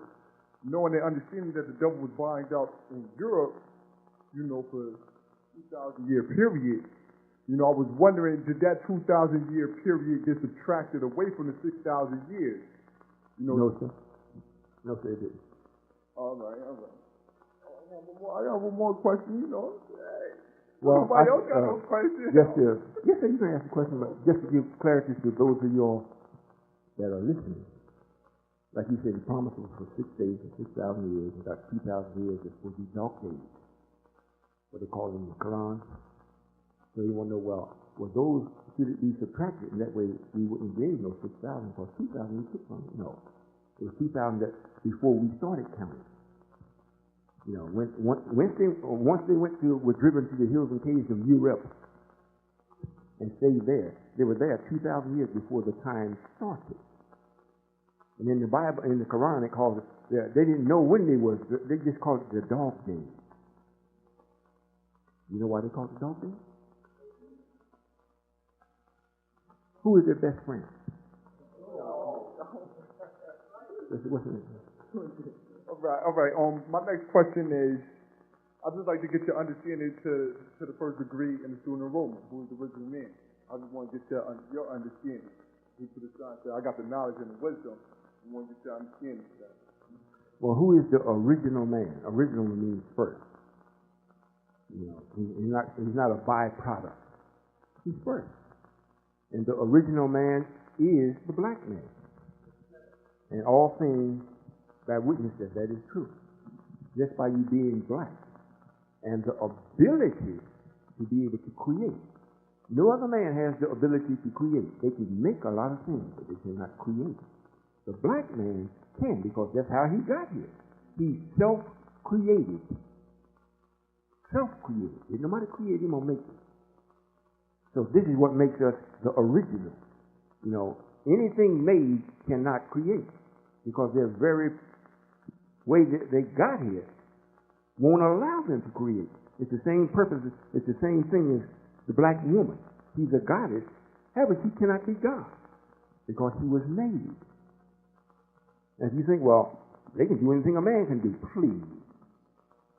And the sisters, if they tell you, don't go for that. As brother said that, they're trying to put some work on you that they're supposed to be doing.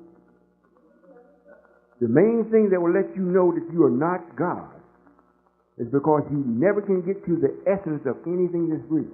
You get close to it. You cannot get to the essence to it. That's why it's written in all of the spiritual literature and whatnot.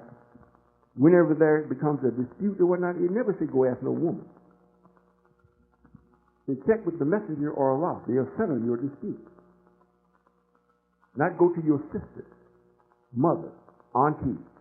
They can't settle it if it is divine, because we are operating from something that is from the essence of the thing. They operate from the made part of it. Like they marry you, you're supposed to have a home for them. The essence is the brick and the mortar and everything to put the home up. Then they come inside it and they deal with what was made. They beautify it, whatnot. So when you come in, you say, well, baby, should we get this set? No. That's not going to go. We should get this set and put it here and this. They beautify it. But the home, they didn't build it. And that's why it's written that no sister, female, is supposed to be any minister that's talking about the supreme being in a way where they have authority. You don't have it. So the black man is the only man, period. Everybody else is mankind to a degree or not.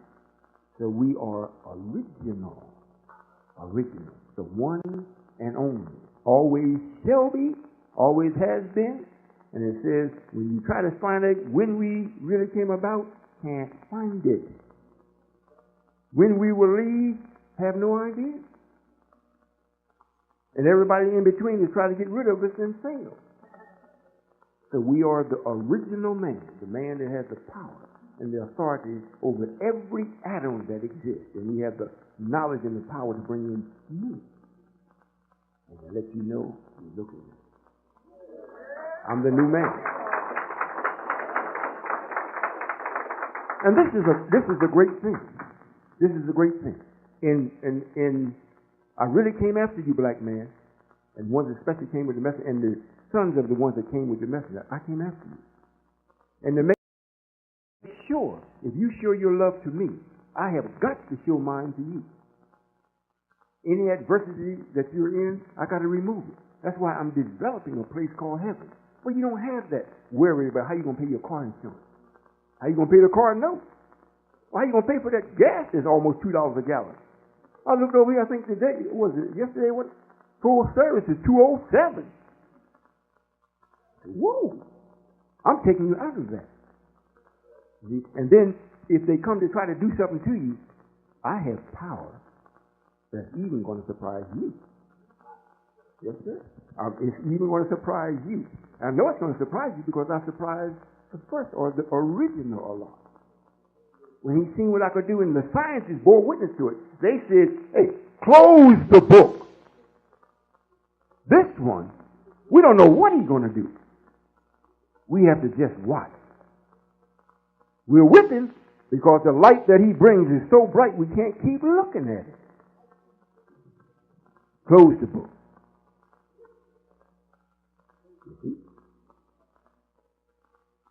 So, you're not in good hands if you're with the devil. And you're in worse hands if you're against me. I don't know how to tell you any other kind of way. It'd be something different if I was chucking and jiving. If I was playing. You know, that would be, and you should be able to tell if I was. I've gotten so comfortable now in just telling you. I tell you in most of humor. I make jokes about it and everything else. But it's real. Because I'm doing what I say. I'm not just saying it and hoping that it gets done. If I don't do, if not but one person comes, he's already king, called the king. Nobody else comes, he and I'll go. And when we leave, it'd be like starting a fire in that old pot-belly stove. Most of y'all might not know nothing about that. You know, you're there then. The stove got your attention because you're starting a fire. As soon as it starts, you feel about something. You leave. If it ain't no further than 10 feet away, sitting in the chair, feel the heat. But you ain't gonna feel it. You can be burning up from it. Any other questions? Yes, ma'am. Walaikum salam. In your speaking about the original man, I've asked this question in simple meetings before. However, I know you security to it. I'll ask it of you. What is it that makes us original? And I've asked this question before, and it was shared as the entity. No, ma'am. Just what I said. We are the entities that actually creates everything from its essence. And before there got to be such a thing as an entity that it was pronounced. It wasn't no sun. It wasn't no place where it was a collective place where they were. We remained in the body.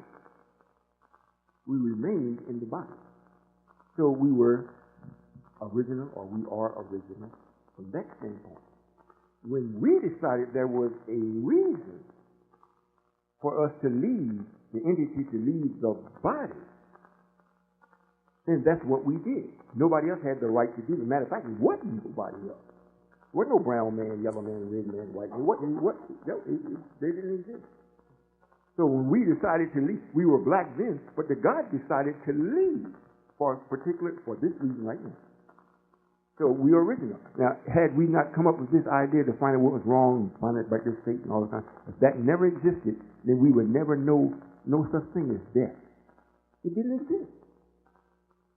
It didn't exist. And since we took on the material from the planet itself, and we did it from the outside of the planet, well, then we took on the color in which we were in, which is black. If that answers the question. Yes, sir. I will have to listen to the tape because the question keeps coming up in my mind, so I know I'm not fully understanding it. And the reason why I'm asking it again is because my eye still goes to the multicolor that we have. So when I look at the black race, it makes me ask the question, then who of us is the original? All of us becoming all colors. Listen, well, that comes from the experiment part. Because we represent, just because you see the different colors, it was in us anyway. So it don't mean that now, because we have actually mixed it into the flesh part of it, that we still not God. That's why white folks say if you got one drop of black blood, he's black. You know, he's telling the truth.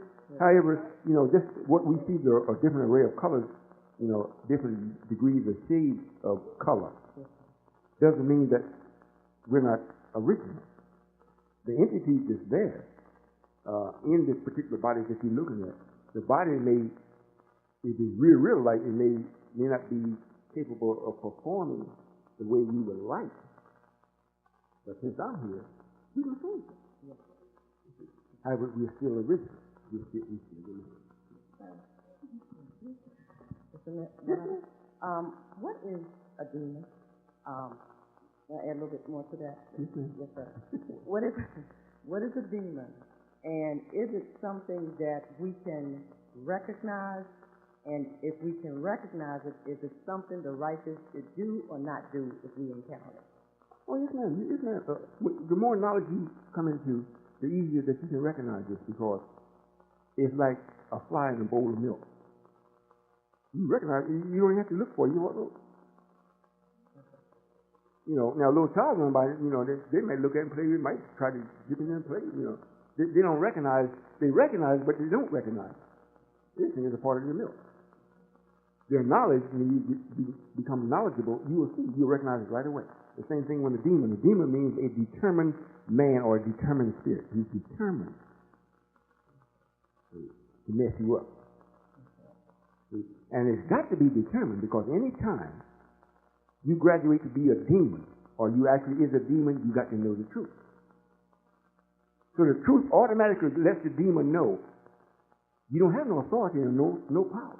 The only way that you can do things, you got to do it always from the dark side. Always when the person, you know, if he runs by you, you get a glimpse. You know, they don't come up to you, hi! You know, they don't do that. You know, and if you see a person that the demon has already possessed, because since the person has more power than them, they want to possess the person, so the person they can use that person's power to come against truth.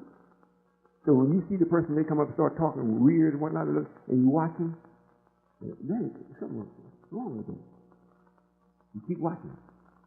Because it won't be in a way where they are mentally ill. Not that way. And some people you see mentally ill is a demon. They still got something different about it that's more than mentally ill. Their mental illness comes from being the demon. And that's why they say they can be gotten, you know, they can be what they call an exorcism or get it out and whatnot. That can be done. So is it I want to call it spirit. Since it can possess a person. It's an entity. It's an entity. It can do that. So when one sees that, and can they dart past you? Oh, absolutely. Yes, ma'am. It looks like a shadow. Yes, ma'am. But this is the thing to remember. They don't have no power over you. Yes, sir. They don't have no power. And if it goes into a child that's unaware, and it's your child, then you have to deal with that. You got to keep dealing with the child with truth at all times. You don't care what the child does. You got to come back with the why, and the why's got to do this, and what you got to deal with it. Not always spanking or snatching the child around. You know, you got to deal with the child on the basis of her being able or him being able to understand what she's saying, and constantly keep trying to elevate their understanding. And at the same time, while they're doing that, and you can tell they understand, because then the demon carrying them off someplace and causing them to do it in an adverse way. Then you ask them, why are you doing so? And as they come realize we can start talking to you, say, oh, that's not them talking, that's the demon. Then you talk. Then you talk to the demon. Yeah, when you talk, it ain't like you talking to them, hi baby. No, you come out with pure truth then. Then you can tell when you leave, then the child start crying. They start getting nervous and shaking. Then you bring them to you, you can feel the heart beating and everything. The demon is left, and he left the child standing there, thinking that the child's going to get a punishment. You see, and if you do that and don't know what you're doing, if you punish the child beyond that stage, then you actually run the child to the demon. Mm-hmm. I could go on, but we have a line, so yes, sir. Thank you, Father. Yes, ma'am. Assalamu alaikum. Walaikum salam. I have a question. I have two questions, but you just kind of answered the second one. But my first question is, I just had a newborn. I want to know, why do women go to such things to bear a child? Well, for one thing, to let you know the seriousness of what's coming into the world and into your life. Because of the wrong that is here. Not necessarily that you have done it or caused it. However, we have permitted it. And this is at a time now. And I hope you really listen when you get the answer. It's written in the book that times are so bad, and it's going to get worse. So much so that you'll drop your baby. And once it's here, their hair is going to turn white overnight. Literally. So the time is so bad, the food that you're eating is so bad, the things that you come in contact in life with is so bad. If you're not with me, you see a glimmer of hope. And all of that goes against the body. Because this is a body trying to push out a body. This is material trying to expel material. If you understand what I'm saying. In other words, the entity don't come into the baby until the baby comes out. In other words, the motivation skills don't come in until the baby comes out. So this means, as long as you carry this material in you, you are material and you carry material. And what the world has caused everything to do is go against nature. However, the thing is that this has got to come out.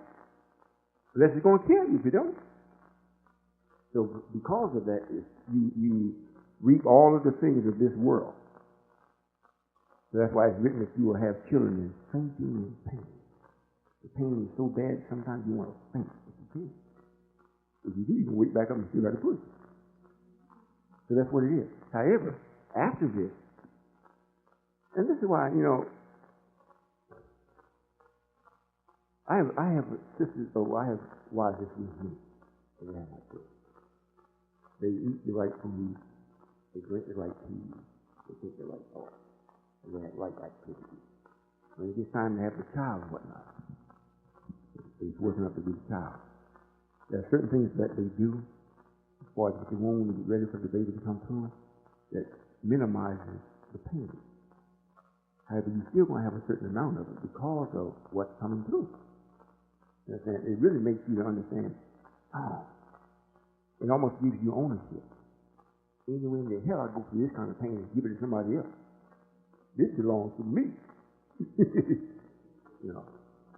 But don't worry. That's not going to keep happening that way. If we allowed it to happen very easily, it would be too many babies. And the proper love, because it would be one of those haphazard things. One of those take for granted things. You might take for granted getting the baby, but you sure ain't going to take for granted having it.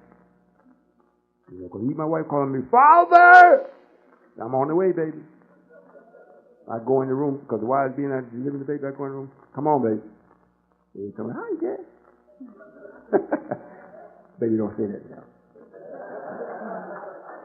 However, the pain is minimized drastically. And when I show up, the baby comes out. And the pain is over with. Then the mother holds the baby. They forget about it. I said, thank you, Father. Even Maureen, if you had money, if she's at the house, my daughter, all y'all know Maureen, right? Mother, if she was mother, she was mother. She came in the house and had the baby, whatnot. She's in the other room. And the king was off and had him doing something. And the wife was up delivering the baby. And it sounded like everything was going fine. I was in there, I think I was looking at wrestling. No, I wasn't. So she said, Father! I got up and went in the room. He said, help me, help me. You want more pussy? Come on. Need the pussy? They will. It's going to get you out. They're going to have to call me.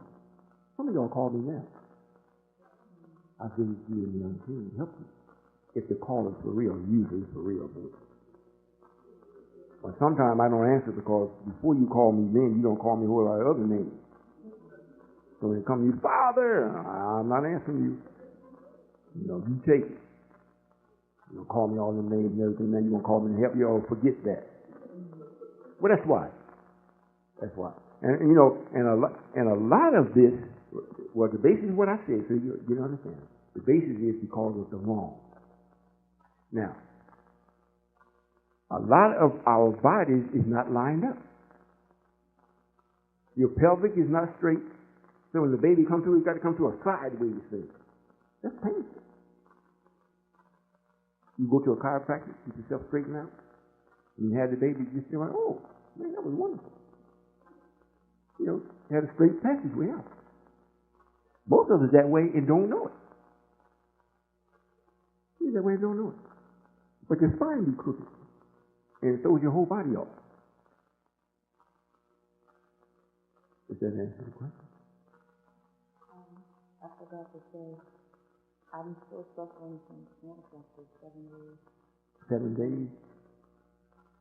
Wait a minute, let me understand what you're saying. The pain hasn't left. You say 7 days. After I had the baby Sunday, and while I'm breastfeeding. You had a baby Sunday? Yes. And you here now? Yes. Go sit down, sister. Matter of fact, get you a pillow. So don't sit on them chairs. You should have never came out. That's not no. If you hear and you want to know why you got the pain, it's because you're doing something that you're not allowing your body to heal. Every time one of the wives have a child, or anyone that's with us in the nation have a child, they got 3 weeks home doing nothing but dealing with the baby. Everything they want is done for them. The meals are cooked for them and brought to them. You know, whatever, if they're nursing and whatever, if they need a pump, if the child's not nursing like they should, all that is clean and everything and brought to them. You know, the only thing they do is get up and go to the restroom or the water room. Anything else other than that, even washing the baby, if the mother isn't really up in it. What? You your wife? Oh, no wonder. Sit down, sister. I can talk to you sitting down. That's what's wrong. You're not giving yourself the chance to heal.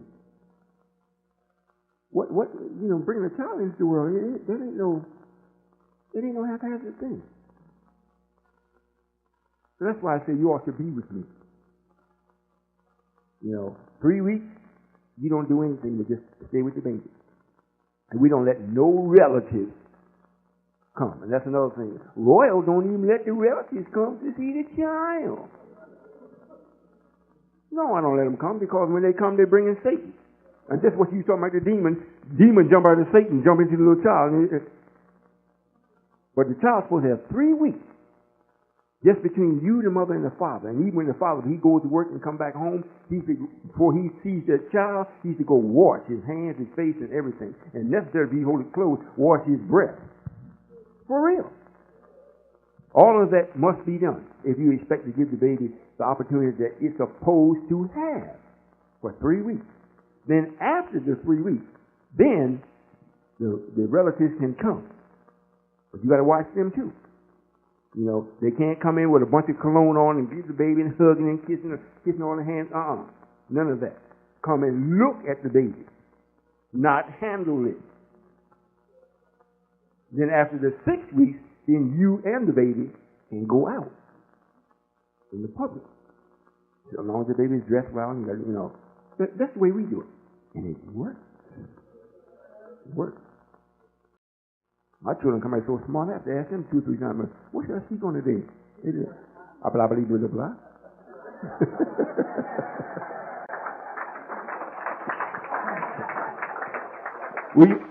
The great thing about this is, it's a system set up. It's not a person, it's a system set up to, and the system is set up for the express purpose for your comfort. The kingdom really is being taken without hands. Why folks don't bother me?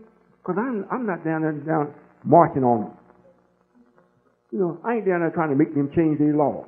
I ain't trying to down there make them be right. What the heck I'm going to make them be right and I made them be wrong?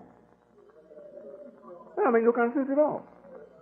So I'm constantly occupied with my own self trying to cause our people to be right. I ain't got no time for nothing else. Now, as far as making white, make them leave off the planet, but I ain't going to make them be right. And I ain't mad with them. Them people did their job. They did their job. Now, since we're not doing ours, they just went overboard with theirs. They get ready to go over to see that, but they're already over there. They get ready to bomb Islam. And really what they're doing is getting rid of it's like Christianity against Islam. The made man against the original man. Islam is peace. Well, we're going to see how much peace you get, because we bringing you hell. We thinking to break your peace forever. Is that right? That's exactly what's happening. So anybody, we're going to go and plead the white folks and see if they'll do this and see if they'll do that. We don't have to plead nothing. Get our own self together. They cannot stop you from doing right. They can't stop you from doing right. They can stop you from doing right if you want to include them with you. Then they're going to stop you because they got more unity than you. You want some bread? You got to go get some wheat. You got to go to him. You want it ground? You ain't got no meal. You got to go to him. Then you get the bread. You want a wrapper? You ain't making no paper, so you got to go to him. Then you want to transport it to your house. You ain't got no truck, so you got to go to him. But then you including him in what you doing. Anyway, you can compete with it. So you got to do everything for yourself. So when he does that and he comes to you and says, oh, yes, I understand. So he comes to you as a man. Well, look, I got so much and so much wheat, more than what we can use. We see you all doing a good job. Would you like to take it? So yes, we'll go and inspect it and make sure you ain't poison it. If we need it, we'll consider it. That's a man. But not like, well, we're doing right and we got a soup kitchen set up and we would like for you to donate to the soup kitchen. He's the one made it where you got to have a soup kitchen.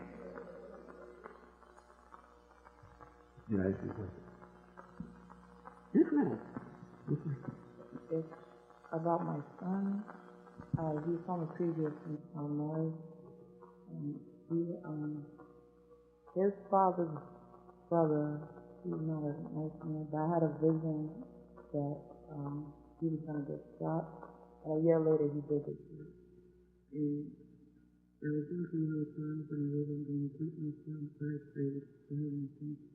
And the day that I wasn't going to continue, they kind of planned for me.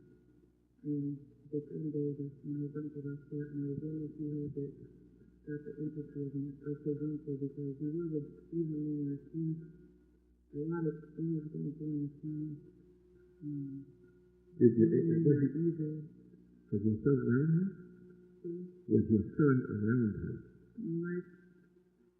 My son was doing, he was in me. The day that I wasn't going to keep him, they couldn't find him in my room. And the same day, his uncle got shot, and I had the vision a year before that he was going to get shot. And I'm wondering if the embassy of his uncle, because I feel I don't know if they're bad, but what are you doing? what was I doing? What are you Okay.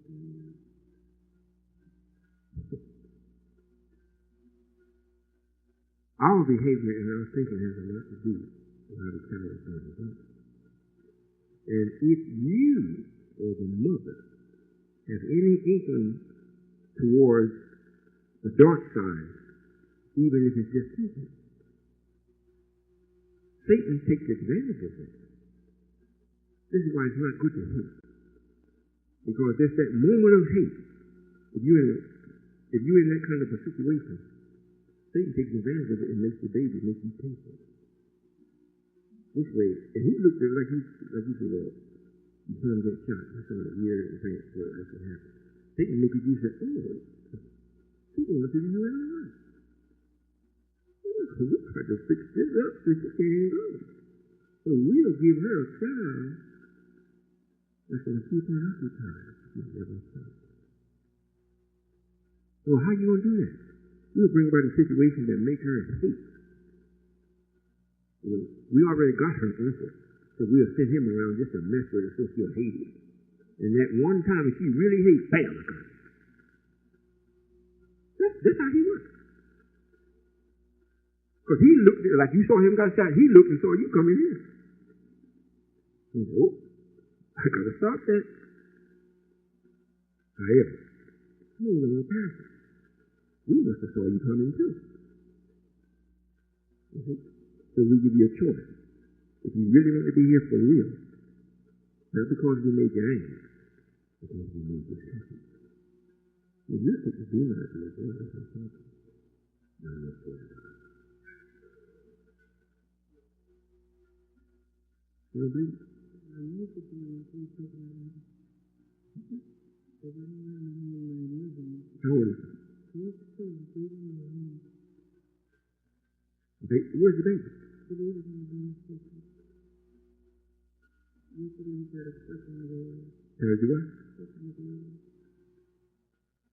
You got anybody with you at home with you? I mean on a consistent basis when you're there. You keep those eyes on. And don't look at him like he's a little baby. He is what he is. Okay? Let him know you know. I don't know it's like that. The mother was catching him and the little boy was something else. And I found the old son came, I said, I know you are. You're an old man. And he sit back. Right now he's still walking, he ain't always walking. He sit back and looked at me. His mother walked around, he went quiet over there and said, I think you're not handling it. And you're not going to do that to your mother.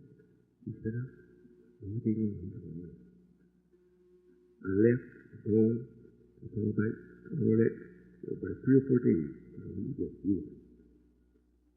And he died after that. I said, just tell me on the way back. He told me. He straightened up again. Last I heard, he's still straight. For real. This is, we're in war. I mean, for real. It ain't white folks that we at war with. You know, when Elijah was sent there, he took the white folks. You know, just exposing them. The real enemy is within. That's what I deal with. That's what I'm talking about. Don't take nothing for granted. I didn't say don't take white folks for granted. I said don't take nothing for granted. So if you don't take nothing for granted, that includes faith. Don't take it for granted. Because he'll come so sweet. If he really want to get you, he'll make you real angry or make you hate you. And he got you. Especially sisters. And you have to have a brother to give it mercy. You have a brother to give it mercy. Well, that's getting mercy. You know, if you really want to. You know what I'm saying? You keep your eye on this, son. And you know, and don't play with him like, I just say that you talk to him just like he knows what you're saying. And don't do it out of frustration. Didn't I tell you? Don't do that. If you want to do that, if you want to punish him or whatever it is, you spank his hand or his hand like that, I said don't do it, that's what I said. Don't do it. Now, don't do that. Why I told you. They be laughing inside like, I All right. And that's why some of you all right now know that this is true. Some of your people outside your house and come to your house and your child just acting crazy. You embarrassing you and whatnot. And somebody walk up and say, look, stop that. Then you be looking around, how did you do that? The child know the person wasn't playing. He's numb to pain. Well, you didn't give me no more pain. Pain is not going to run a demon away. Pain is not going to run a demon away. What you have to do, you just coming to be with this, right? You just coming to be with it. Yeah. You have a problem. And it's right at the same time where Brother Juan is, you think about going into the ministry? Yes, sir. You see how the trap is? By the time he made his mind up, he left me. This brother left me. And when he did, I said, yeah, he asked me, well, Father, I'd like to go spend some time with my family for a couple of weeks. I said, you sure? Yes, sir. No. Right. I'll be back in 2 weeks. I said, yeah, all right. I knew he wasn't coming back. And something got hold of him. And he came to me. I need to come back. Well, like he said, Satan looking at him like, he's going back. Oh, no, he can't have that. You know, let's put it in his children. They can't give him away if they parents. So they got to be stuck with it. A demon, and the mother's worried about doing something to the other baby. That's a terrible thing to be in. A terrible thing. However, like man, be still the God, not the demon. Ain't no man more determined than God, especially when it comes against his enemy. And the demons are our enemy. And your wife, you're just bringing her in, do this, whatnot. And it's so many things that has to be learned that are natural. It's like I was telling you about your baby. Don't treat it as a baby. And if you're going to inflict some kind of physical discipline with the child, make sure that this is done after the demon, you ran the demon away by truth. Then tell the child, listen, while you keep letting him do this is what you will receive. He's not receiving because he's gone. He's not even going to feel it. He's gone. And he's always setting you up for you to get. So I can't run him away from you. You do. You have to do this. I'll help you, but you got to give him up. Talk to him, just like that. And don't be doing it, like I say, out of frustration. That's the worst thing you can do. It's better you don't say nothing.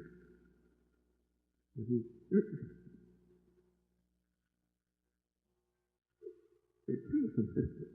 It's listening. You know, so Brother Long is a brother, you know, he's highly possible. He don't know what to do. You know, outside of loving you. And that's very necessary. However, there's a whole lot of support that goes with love. And we have a system set up. We got a system set up where they help you. You know, whatever you need to know, ask. And don't let Satan tell you that you ain't part of them, you ain't got your ex. If you wouldn't want, if you ask him, he said, well, I don't know. Well, tell him to look, hey, find out. You got an 800 number. You don't have to pay for it. And you're not the only one that's got a child that's brother. Something to be with. Like a bit of flash. I had a grandson the same way. And they saw the demon when he ran in here. He ran for another kid. And for 17 years, I put pure hair. And sharper than a razor. I used to be doing this now. You see me coming to,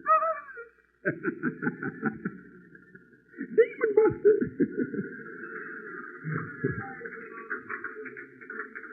You got it? You're not by yourself. You're not by yourself. You don't just have your husband. If he's with me, everybody that's with me, that's how many people you got. All right? Okay? Yes, sir. All the questions that I had got answered in the situation that happened. That's why I do know and understand this is the one. Okay. That's what I have to say. Thank you, sir. Yes, sir. Very good brother. This brother left, but the whole time he was with us. He's a good brother. Wasn't Uncle Bob? One of the best brothers. So he said, well, I have to visit my family.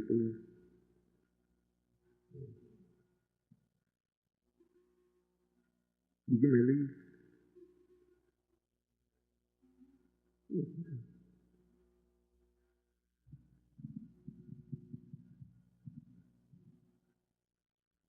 Hi. My question is,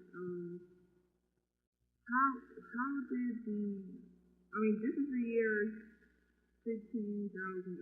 How did the way first? He's dealing with their calendar, so how did the calendar go over to them? Well, it started from 0 AD to 1 AD. So where do AD and BC come in at? And where? How long does the devil? I have a lot with the calendar, and how long is the devil going to be here on the earth? Well, this is how you calculate it. If you're using their time, they go from Jesus, like AD. Was AD was before AD? Before Christ, BC. Before Christ, BC, whatever, and then AD was after Christ, or after God, whatever. But they go from there. But what we do, we go from, we don't necessarily deal with his time because he's live. Just like he says 24 hours in a day, it is not. Just like he says it's 12 months in a year, it is not. You see, if he was 13 months in a year, he did 28 days every month, for 13 months. He gave me the 12. Since that have a leap year and a full year.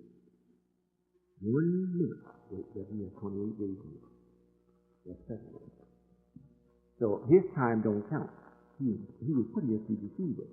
So since we don't go by him, we go by our time.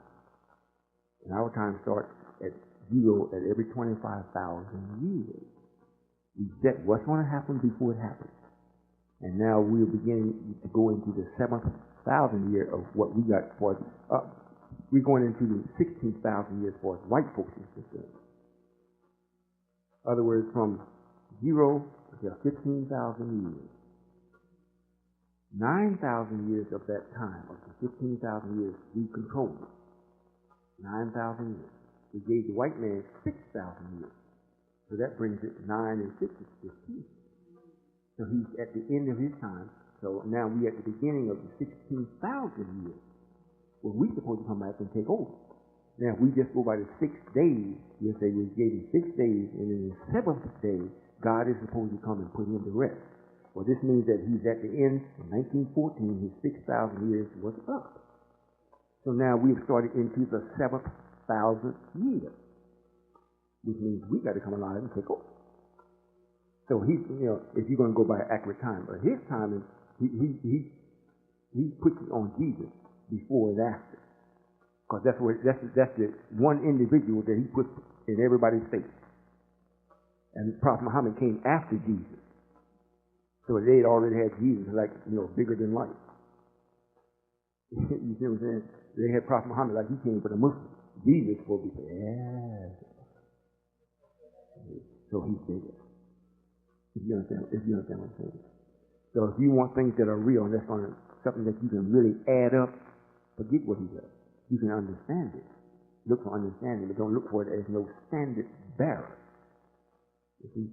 We have lessons. Do you know anything about the lessons that we have as Muslims? Yeah, absolutely. Well, in English lesson C1,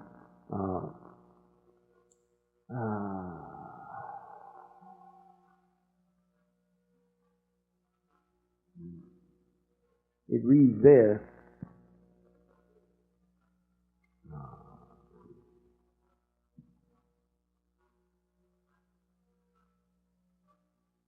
about after we were brought here into North America to lay slaves, or just in the process of making us slaves, we saw the horrible conditions that we were stepping into, and we wanted to come back home, or go back home. And it reads there in the lesson that we wanted to, but we couldn't swim 9,000 miles.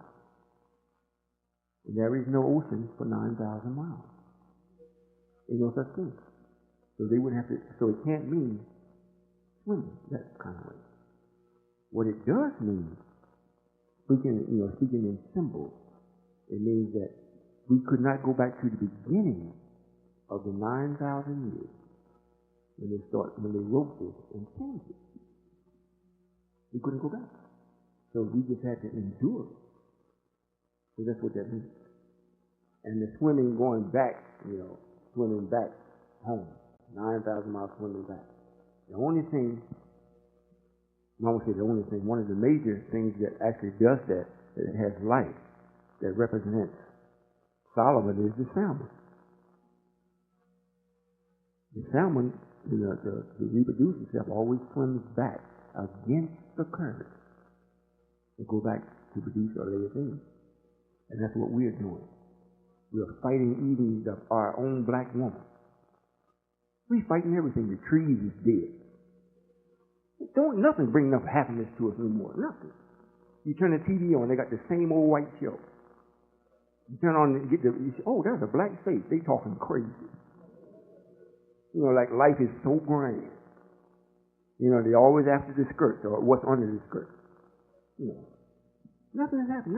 Nothing. You look at Michael Jordan. He looks clean, brother, bald head and everything, plenty of money. You look, you think to yourself now, what could he really be doing? And you can look at him and see like there's something he's searching for, but he don't know where to look. And his surroundings won't allow him to see what he's really searching for. It won't let him see it. So that's what that means. So the time, white man's time has been up. However, we promised him 70 years in this way, 70. That was not for a particular person, that was for a particular people. Your lifespan will be 70. Score is 20. Score is 20 years. 10 is 10. So it means you will have 70 years to live with us not really hindering you before you are put to death. And Master Farad Muhammad, or Allah, me, that came in Master Farad Muhammad's person in 1930, started the beginning of the first year of the promise of how long they would live. So the year 2000, over with. And look at them, they get ready to kill each other. So when you look at it that way, that's the real time. They'll have you thinking, well, the average man's average lifespan is 70 years. No, it isn't. That's not so. Even if he was white and his time wasn't up, what about this senator that made that statement that they roasted everybody? He's kissing the man he was kissing was 100 years old, wasn't he? So you see, it's not for the individual person, it's as a people. You understand? That make sense? Anything else? Sure? Anyone else? Oh. Assalamu alaikum. Wa alaikum salam. Thank you for my daughter, Father. It's a real blessing at this time. I have a question, or rather, I'm coming to you for a solution, actually. This whole, me being a father, that is driving the way in my newly made family. And, mainly, many disputes that we get into, 75% of that is from outside influence. So, how could I keep them outside influence out, and at the same time, alleviate argument or disagreement to the point to where it could be, more civilized and, we could be at peace again, be happy. Is your wife with her? Okay. Well, she's taking her orientation. That don't mean she just took the step to be with her. to be with us, it means that you have to have a certain amount of knowledge that you understand. And then you're willing to work and to magnify that. That's when you're really with us. However, you're in a battle with the white man through your wife. The only thing that I suggest that you do, if you love her and you still want to stay with her, you have to wean her off of the white man. You can't make her do anything suddenly. You have to show that you are a man of your word to yourself and a certain amount to what you're demanding her to do. If she don't understand what right is and why it should be right and how to do it, you can't just impose it, bam, because you said it. White folks don't, their nature is you don't tell them nothing, they tell you. They're not to be ruled. And the black woman has taken the same position because that's what her man is. Her man is the white man. So she acts the same way he does. If you get crazy, she'll call him. He'll come down there. He'll answer her call. Right. And give you the boot. They're witness to that. Well, well, if you want to have any type of relationship, you have to make up your mind that you have to be a certain amount of patience. And you have to be truthful. And if she's going to accept the truth, she'll start coming more and more towards it. If she's not, get ready to be separated. But she's sure going to leave. I'll run you out. When in the process of the separation, how do I still be a father to my child, or how do that take place? Well, this is what you do. You got one. How old are you? 27. You got a whole lot more from the same place that one came from. Nobody holds up God. Not even a child. Nobody holds God up. Matter of fact, speaking to the God and with the God today, this may seem harsh. I take babies in the womb. I see what and the parents is bringing them out. They're bringing about an enemy to try to do me harm. So the hell with you. Leave. Then some people grow to be 90, 100 years old and all of a sudden go crazy. Now they're going to come to be an opponent of me, so I take them at old age. You might say, well, this is written. But I'm the one that's doing it. It's written because I'm always in the open. This is not to be a secret. So I'm telling you, you may as well, if he's not going to accept truth or the rhythm of it, get ready to be God. Yes, sir. God comes and goes. And what I did, the sister that had my children, some of them, and she wasn't going to accept right. That's the way she did, the way she wanted to do it. Then we made an agreement. When she come home from the hospital, like the sister just talking about, she just had the baby 7 days ago. This sister, which was my wife at the time, Maureen's mother, when she had the last child that she was supposed to have by me, before she was able to come home with the hospital from it, she called and said, I ain't coming home. I said, why not? I just ain't coming home. I said, who's going to keep the other children? Well, if you're gone, I'll come. But I'm not coming if you're there. She said, myself, damn. What did I do for this? I'm already with Elijah. I'm driving Elijah's truck. What's with this? So I said, okay. Whole time she's in the hospital, I was home feeding the children, cleaning the house. Did 3 times better than she did. So when I got time to go, I just told the children, look, your daddy's got to go. If I don't go, your mother will come. Hold on. You asked me, and I'm telling you, so take the example. I told my children, I said, well, daddy got to go. If I don't go, your mother's not going to come home. I'll take care of you from afar. So I said, okay, Daddy. You going to see us again? I'll see you when I see you. He said, when I walk up, I want to see you walking out. I said, no big deal. So when she opened the door, I stepped out. When she stepped in, I had a flag of Islam, just like this, hanging on the wall. When I stepped back, the flag fell. Bang! Busted up.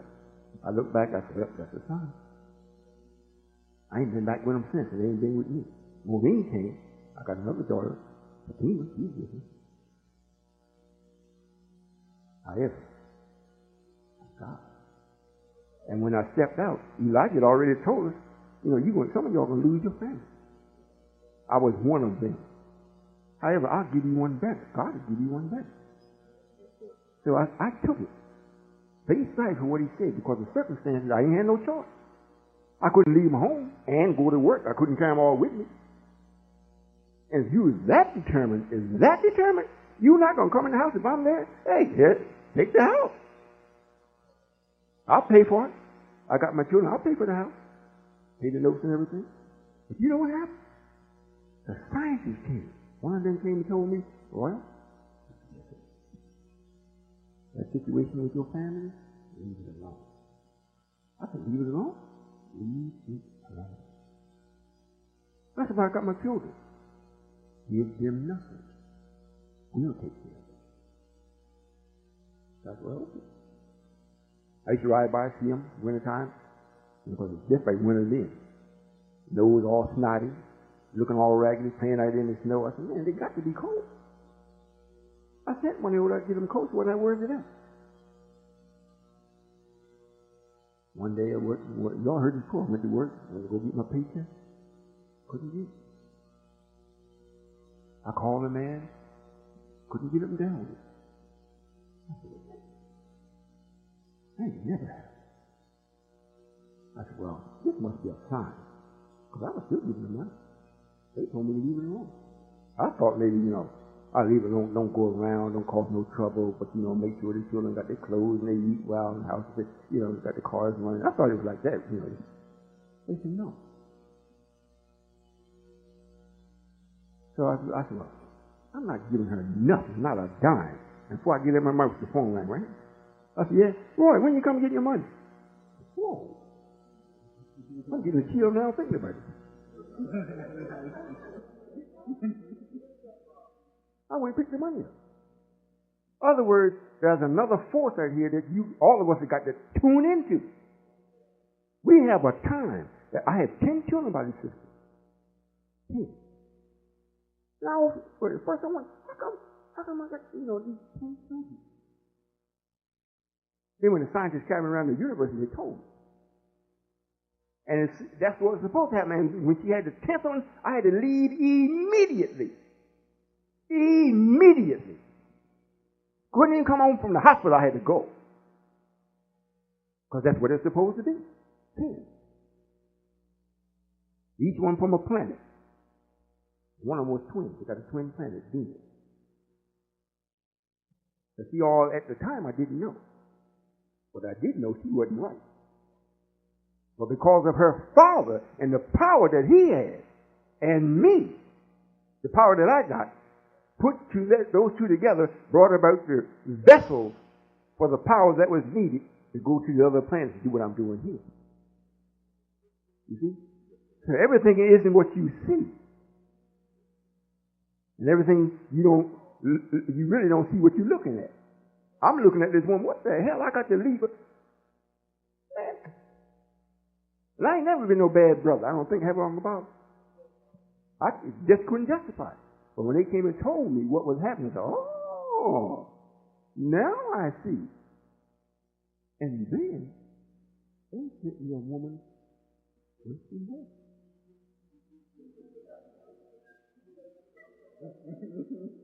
I couldn't be like my son. I don't beweave it.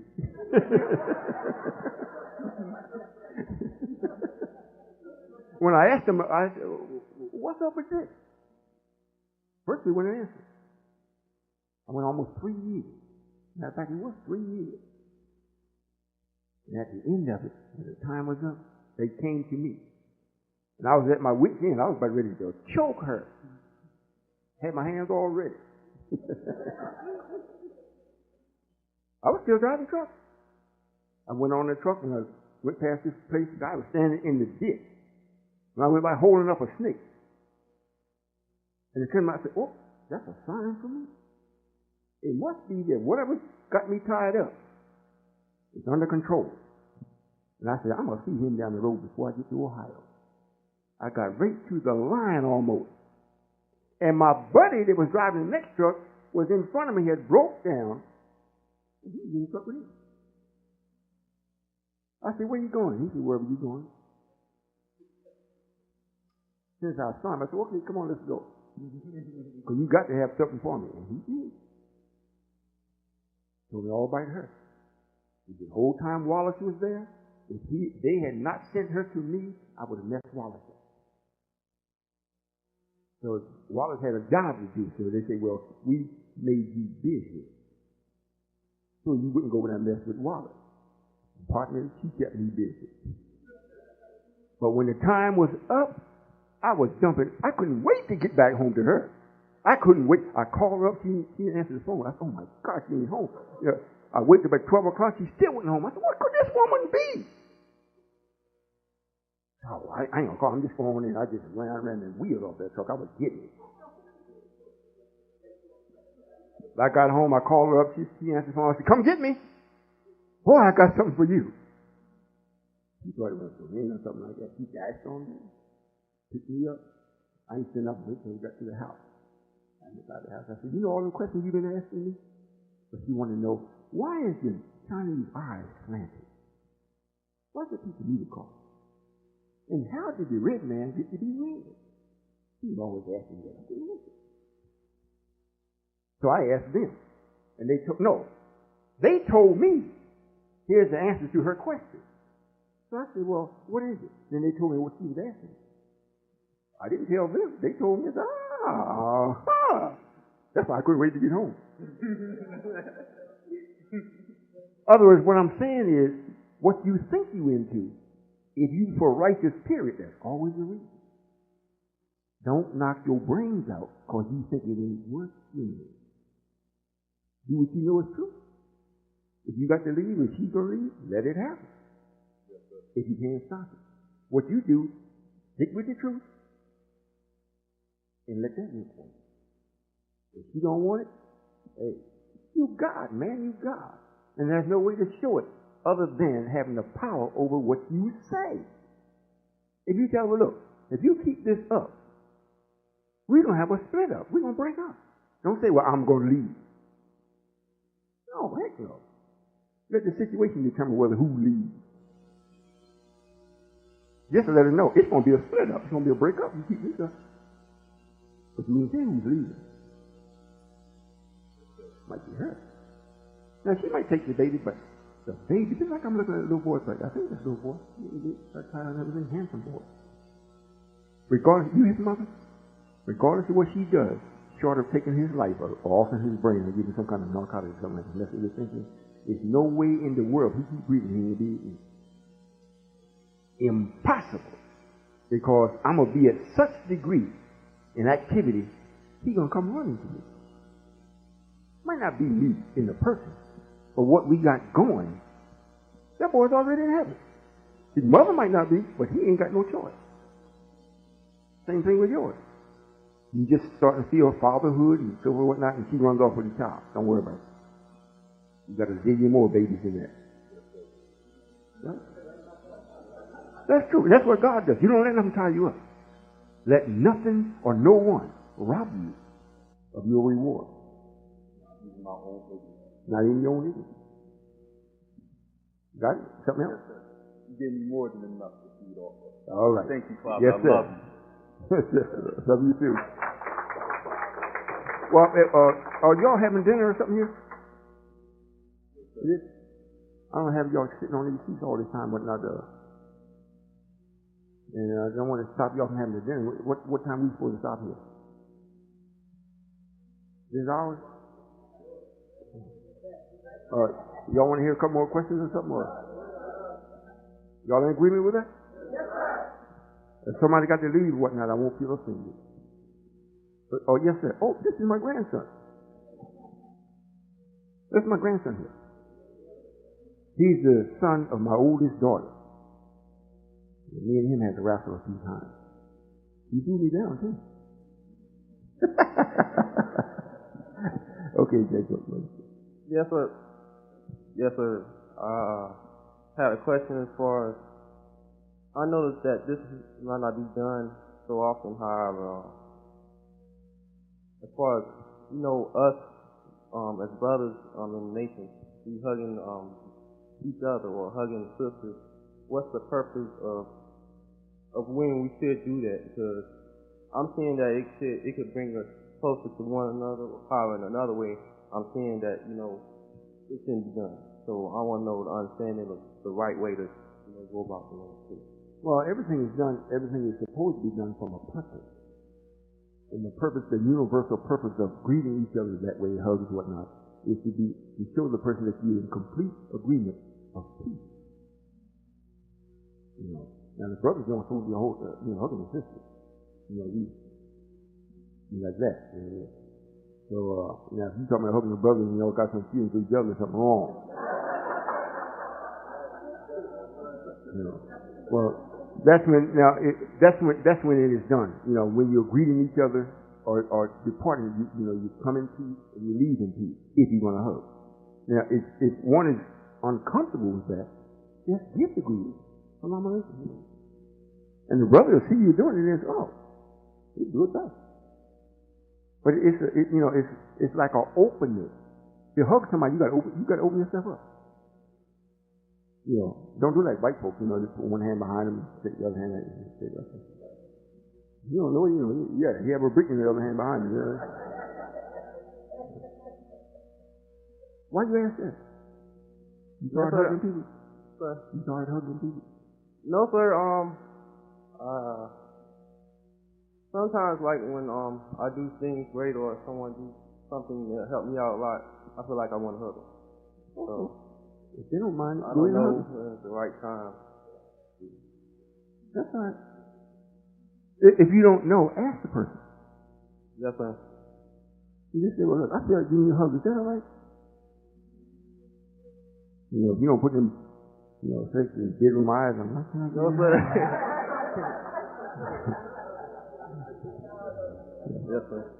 All right. I have another question. As far as exercising spiritually, mentally, and physically, how should you do that where you're not overdoing it and it's balanced? Like in the nation, in emotion. You touched on it as far as being in law and not deviating from the law. So, yes, sir, that's my question. Well, if you're going to be balanced in exercising spiritually, that is when you're looking at the essence of things. And if you lose the know-how of how to do that, get one of the tapes and listen to it, or get the messages literature and read through that. And that will show you back to the essence of things. That's exercising the essence of things. And the thinking, you exercise your thinking as to how to put your physical person in tune with what you're reading or what you're involved in the essence of things.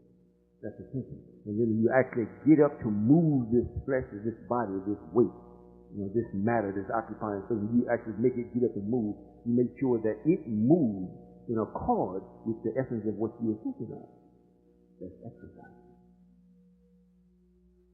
Yes, sir. It's not, okay, is there a point where you overdo it, when you do it? Yes, sir. Yes, sir.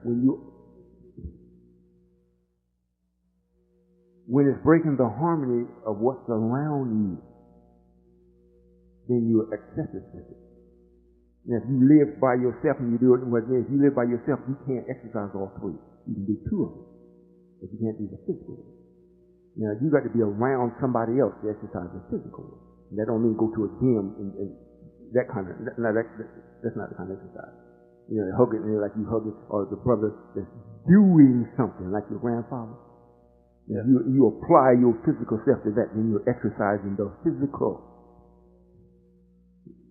Yes, sir. Yes, sir. I have one more question.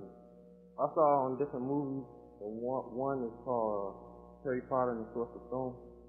There's other movies where the bird drops the meal at the house. Do the white man teach the bird how to do that, or is that something that is just in the movie?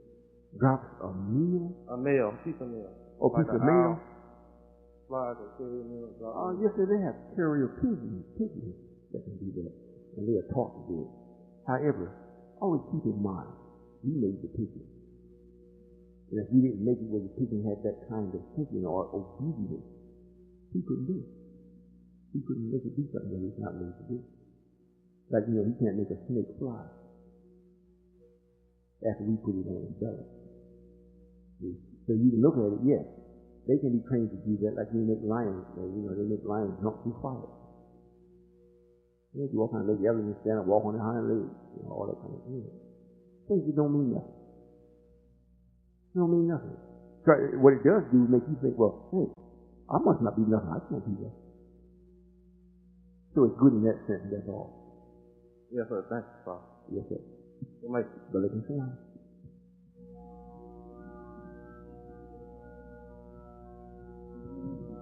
Brother Concern.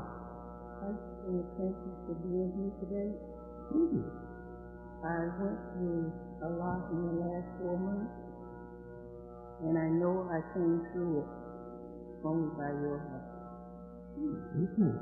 I was very ill. I heard it. I was in a nursing home for a month, I heard it. hospital for a month. Hold up. Mama? Yes, sir. I was here for a month. Okay. And I went back to the hospital twice. And the last time, the captain said, you want to go back to? I said, no, sir. No, sir. I said, I put myself in the hands of God. And that's the only person who can help me out. And I've been feeling good since. Okay. You called Dr. P? Yes, sir, I called him. I shared it with one of the wives. And you are who you say you are. Because I want to, I just can't help it. I know you who you say you are because I called on no one else. And I'm just happy to be standing here. Even though I'm still ill, you're still making progress with me. Well, I see the right spirit. Yes. And my question is this something that was already written or was to happen to me? No, ma'am. It wasn't written that way.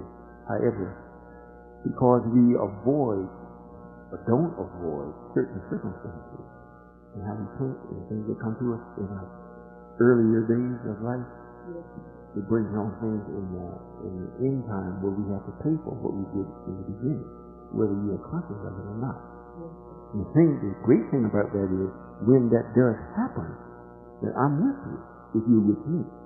And then you're not alone. So it depends upon where your heart is and how your mind is in accord with your heart, determines upon what and how much I will do. Well, for a while there, they told me I ain't had no money. Yes, ma'am. Well, they tell me that every day. Yes, sir. I was in and out. However, I must have did something right. You saw fit to bring me back. Yeah. It ain't our time yet. Yes, sir. I just want to thank you, Father. Mm-hmm. Because without you, I know I wouldn't be here. Well, I'll take it. Ain't nothing yet. Yes, sir. Thank you. Yes, ma'am.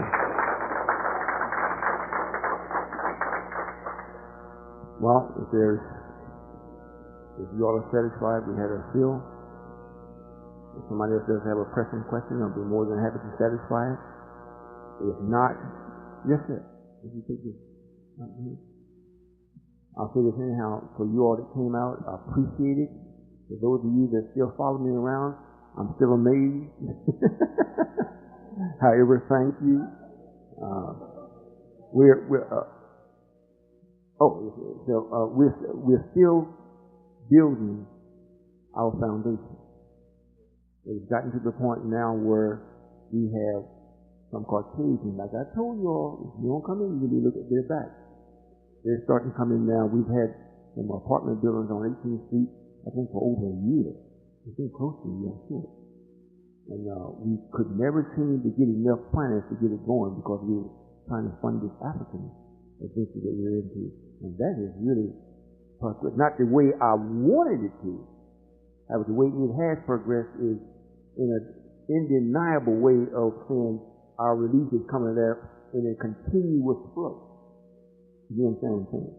So it's worked itself out to be really good. That way. So thank you. Yes, sir. I'm looking for it. Brother Islam. So, what we eat affects our thinking. We explain and talk on how vegetables, fruit, meat, and dairy. Can you explain how and what they do to our thinking? Yes, sir. Meat is no good for you. Well, put it this way. The little good that it does do for you does not outweigh the bad that it does for you just for you having to digest it. Green food is food that will cause you to be able to think clear. And it keeps disease and disease out of your body. Green food. Now, I would suggest if you're going to do this, and whoever listens to this, do that, make sure you take the vinegar and whatnot and wash it. The vinegar, water, and wash the green food off. If it's lettuce, whatever it is, wash it before you eat it, because white folks already know this. And they're aiming to get you. So when you come out, well, I'm a vegetarian, I eat, yeah, they know that too. Because they got you anyhow if you don't pay attention, and take it for granted. Yeah, we went this morning and got some wheatgrass. Y'all know what wheatgrass is? We watched the woman squeeze it, went through the machine. And when she cut it, she had no gloves on. She reached up and cut it, whatever. I said, look at this. But she's Caucasian, so my wife asked her, I said, well, do you take that? She said, oh, no. I don't dare take that. I'm too toxic. I drink beer, smoke. I can't take that. We already know. So if you want clear thinking, and thinking that's going to give you what you think for, and you're clean, whatnot, eat the green food. And sisters, if you want to have a baby that's a genius, eat of all the lettuce you can find after you wash it. And eat your spinach for your iron and whatnot. Those things are extremely good for you, especially if you're pregnant. Now, as far as this dairy or pasta, if you eat whatnot, that should be done very sparingly because it clogs up the body. And meat also is very mucus. And meat is, what they say, three things is dead, disease, and decay. So that's what you're really eating. Even if it's fresh kill, as soon as you kill, the process starts. So if you can, stay away from it. Matter of fact, our teeth are not made to eat meat. It should be fruit. If you want to eat some. Now, that's the way it should be. If you're coming out of this world, you got to wean yourself away from the world into where it should be, because you don't. You go eat an apple at the wrong time, boy, you still hadn't even made no apple tree. If you understand what I'm saying. So, is something else that I didn't answer that you asked? If you do that, it will cause you to think better. Even if those of you that are listening, or maybe even here, that they're on some kind of addiction, narcotics or whatnot, if you start eating the green food and other things that go with it, and stay away from the meat. And if you eat something, you eat some fish and do that sparingly, because that's not all that great either. After a period of time, you'll start clearing up. And if you can take the wheatgrass, you mash it up with the juice from it. If you don't have no juices, you got good teeth to it. Get the pulp out and swallow the juice. And you'd be surprised. Just a week or two, you'd be surprised when it does. And to show you that it works, for those of you that have dogs that get on the farm and whatnot, you see a dog get sick, see a dog throw up, and he can't quit, you can't go and start eating grass. If you won't see him throw up no more, he can run around like everything's all right. Right? We have a FOI manual or FOI book for the brothers. Most of these things are in it. But the best thing about this is you have a live, living God. You can really talk to him. You just dial 1-800-336-331. I didn't get the wrong number. 331-7526. 7668. You say, hey, I'd like to speak to Father. And the brother's going to say, well, what is it about? It's personal. What do you mean personal? I might be able to help you. Well, I'm having a stomach problem, Each someone said, what should I do? Oh, that's all it is. He'll tell you what to do. And he said, well, I don't know, but I know who to contact. Hook you up with so-and-so. We got a nation. It's not a club. It's a nation. It's a nation the same sense as the sperm from a brother. When it goes into the womb, you can't even see it. It's the same sperm. However, in that single sperm, all of the genetics of that person is made. Anything is just made. You can't think of anything that you need that you don't have. If you don't have it, it's just because it's not time for it. There's no need for a little baby, 2 years old. I'm gonna go buy him a bar set, 200 pounds. But I'll have a system set up when he gets to it where he can live it. It's there. So we are a nation. It's tiny, but this is the thing that it is. And remember, don't get hung up on something tiny. Because the very thing that kills you outright is microscopic. You can't see it. Even the cold thing. The little things that are killed. If they don't do it right away, over a period of time, because you ignored it and took it for granted, the price for that, and that's why they put it as the wages of sin.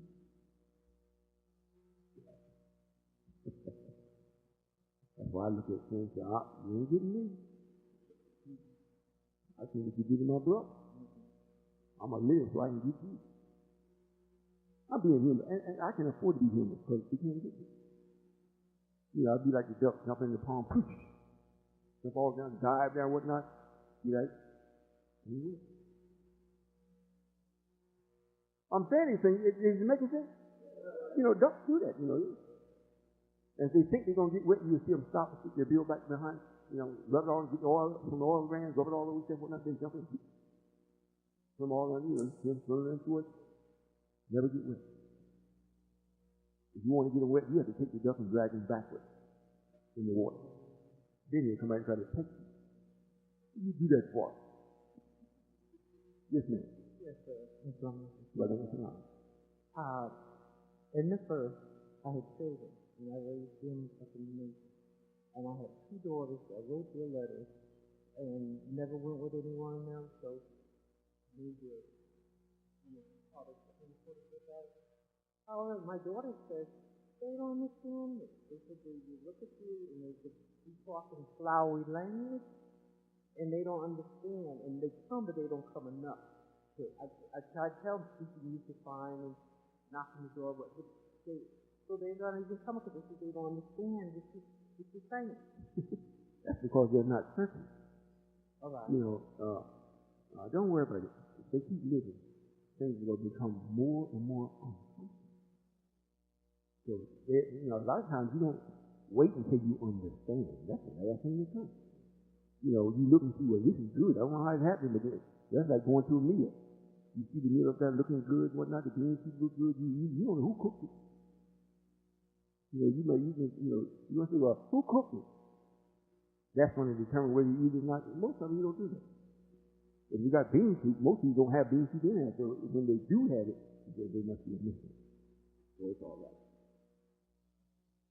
You ask that. And the same thing with this. If they were to go on the net, see what we're doing, call other people other than you, and talk to them. Go to Kansas and see for themselves. Take advantage of it. These are things that's being manifested in the physical. So they have no reason to say, well, I don't understand. No. What you're really saying is, I'm lazy. That's all. However, like dust is laying on your furniture, and you come with a vacuum cleaner, they don't have no power to save it. It's got to go with the forces and take it down. Same thing with your daughter. I didn't come to fail. I come to show you that I'm a winner. And those of you that don't want to take it that I am, you won't be here to tell nobody else that I lost.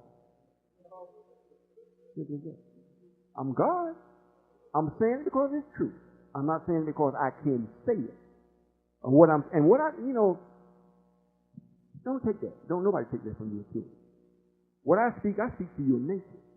And if you still hung up with Mr. Bobo, yeah, maybe you say, well, that don't make sense. It ain't gonna make sense. If you're trying to put him in it, I'm speaking to your nature.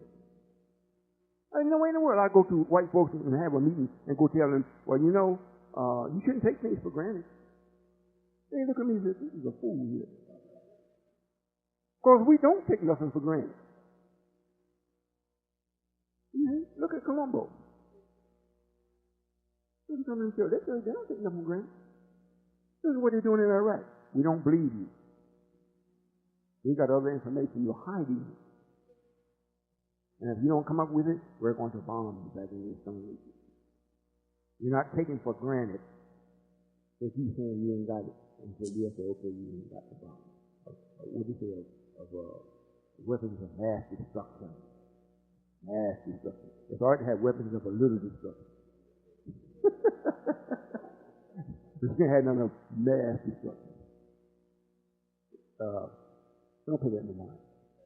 All right, just one more thing. I have a son that's flying today from Atlanta. He was with the first, but tomorrow I'm going to bring him to the radio.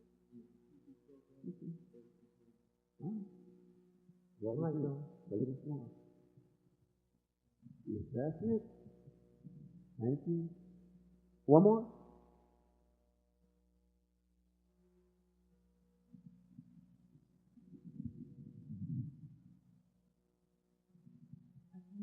What is this from? This is from Sister here.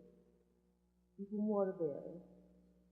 And I believe she says she's in, what month she says?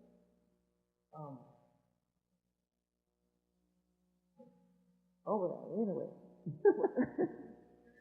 What she wants to know is,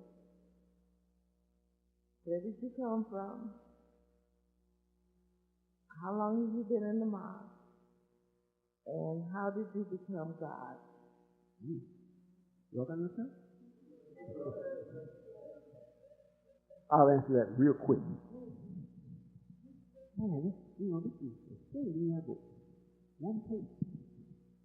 Really, y'all can read the page. If you order it. Oh, you ready, son? That's the first officer, right? No, wait a minute, no. That's the first officer back there. It's the officer, right? I won't say just officer, you officer. You ain't getting a fight with you. Where did I come from?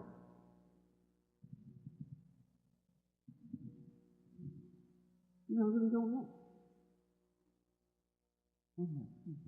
However, I created myself. Listen. I'm not going to take for granted that you understand. I didn't come from no place in the way of coming from something that already existed. To here. Allah, the one that is written right in the Quran and whatnot, self-created himself. With a trick of darkness. I self-created myself in total enlightenment. So I'm a self-created individual. This is what makes me Allah. In other words, I'm not doing this for me. I'm doing this for the original Allah. I didn't create any of this that you see or that you stand on, anything in this universe. I didn't do that. However, since I am created and I have more knowledge than the original Allah, I'm doing him a favor of cleaning up for him that he was unable to do. A mistake came in his creation. And when you make a mistake, the person that makes it cannot correct it. If you make an error, you can correct it. If you make a mistake, you can't correct it. Somebody else has to do it for you. So since that took place, and I created my own self in this life, the first thing I did was come to him and say, I see what you've done. I see your problem. I see what you're trying to do to correct it. You can't correct it. I know how. After I showed you that I had the knowledge, that's it. I'm going to give you everything I have, including you. So to make sure that you're successful. That's a deal. Now, how long have I been in the mosque? In this flesh and blood body? I came in the temple, not the mosque. In the temple, 1969. I received an X like everybody else does. 1970, July 26th, or June 26th, 1970. United with me here. So I stayed in the nation and watched everybody while I was working. I got to go all over the nation so I could see the righteous and the hypocrites. And then when the time came for the ones that was with the messenger and said, I'm your brother, Salam alaikum, alaikum salam, and I'm your sister, we had tested them. We gave them a testator that they would not be aware of that that's what he was, because he came from the family. The messenger came from him. So he caught everybody off guard. But what he did was test it in a 3-year period of time, from their own behavior, you could determine who was real and who wasn't. And then, in order for me to have time to build my own family up, like I said, it took Solomon 13 years to build his own house. For me to have time to build my own family up, we brought in a reminder to remind the people while I'm working of what Elijah said. That was Minister Farrakhan. At the ending of his time of reminding is when I stood up first to him. And let him know I'm here. The book that the messenger told you about, I'm the book. And I'll be more than happy to let the people know what I am, what I have to share with them through you. He said no. Yes, since I'm God, I have to hurt myself. So I've been doing this and developing this kingdom since 1992. Physically, since 1997. 96, in the latter part of 96, going into 97. We've been physically developing this heaven. And it is growing now. I'm a good Lord. Because at the same time, Minister Farrakhan was here, and shining his light from the star, the bright morning star, just before dawn, the bright morning star, just before God shows up me. You got all this bright light, you look up, see this big star, it's bright, just piercing, it's so bright. That was him. So regardless of what I said, if I'm saying something at the same time he is, look like he's doing more. God is with him. And look at me, look at him. He don't even have no teeth. That man is crazy. But nevertheless, I'm the man. Now you see, he's fading on out, just like the morning star always does. The brighter the sun comes, the less you see of the star. And after a while, ain't no star. The only thing that can shine is my main man there. The king. You can see the moon in the daytime. You get me back the other day. Listen, make sure I didn't say nothing wrong. So, if that answers your question, there's a whole lot more that goes with that. However, I am the supreme being doing a favor for the original supreme being. And to show that the original supreme being was not correct in everything that he did, he brought about a body for himself that has to expel weight. God is supposed to have no weight. That's for the mere fact that we ain't talking about white folks. We can talk about the creation itself. To let you know that the original God had done something that he could not correct.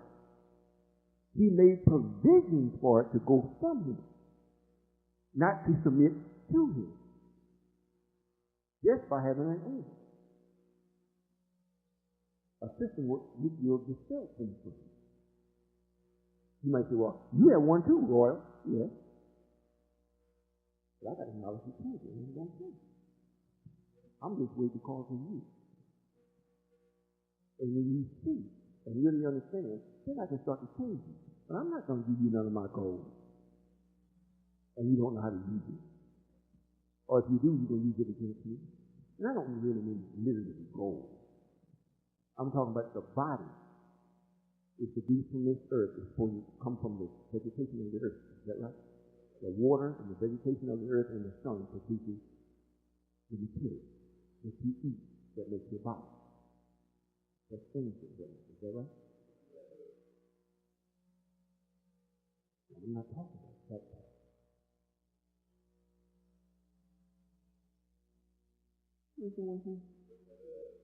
So if you have, well, I have the same body you all have. It's just I don't have no negative. You all do. Negative goes through the body in what earth produces. And that's the finest, you are the finest material that the earth produces in the way of living material. In the way of just material itself. Gold is the finest thing the earth produces. So I'm changing that. I have the knowledge of knowledge. We won't have no need for any digestive system that will expel anything. Everything that you put in it is going to use everything in it. And there'll be nothing. You won't be sweating and come up with an odor because of your sweat. You won't have to take time to go and relieve yourself by urinating or defecating. You don't have to do that. Time won't be spent that way. Everything that you take eating, if you take intake water, you'll use all of it. All of it. It won't have to go in as it went in, if it went in pure, and then collect up the impurities and you let it out. You don't have to do that. If you eat food, and the part that the body can't use, it's got to let it out. You don't have to do that. Because all the thing we need is a diet of pure energy. Pure. Not 99.9. 100% pure energy. So when you eat it, there ain't nothing to expect. You use it by what you're doing. There won't be no, you use some of that part of the other part you can't use, so you got to take time on your way to get rid of it. That's the way God comes. So your daughters might be saying that, it's flowery talk. If it couldn't be done, I couldn't think it. As a man thinketh, in this case, as a man knoweth. I don't just think this, I already know it. So I know where I'm going. If you're going to be with me, I know where you're going, because I'm taking you for the ride. And I'm quite sure if you're with me, you're going to love this ride. So each day gets better and better.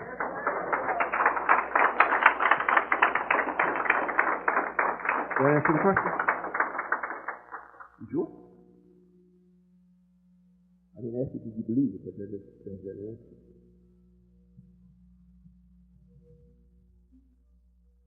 Well, that was quick. Because really we don't have a lot of time. It's almost 6 o'clock. You have a right to call me like everybody else. This may seem, and you wanted to, well, look, if you're really the supreme being, why you look the way you look? If you're thinking that. Because I don't lie. I said before I came, when I come, this is how you're going to tell if it's me or not. If I came looking like everybody else, I'd have to really prove it. Hey, I look like everybody else. I got to go through an extra thing trying to prove it. But I said, look, when I do come in the flesh, this is what I'm going to look like. I'm going to look like I've been slain from the foundation of the earth. I'm going to look like I just caught hell. That's what I'm going to look like. Slain from the foundation of the earth. I'm not going to have no peace.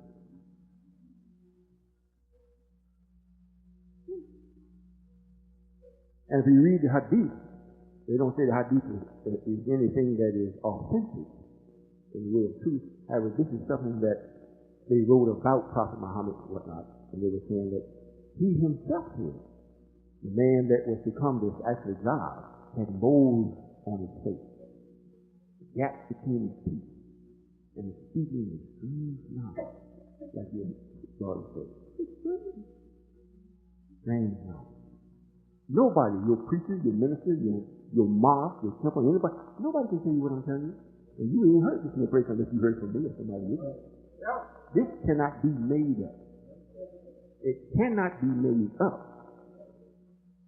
It has to be in, or you just like everybody else.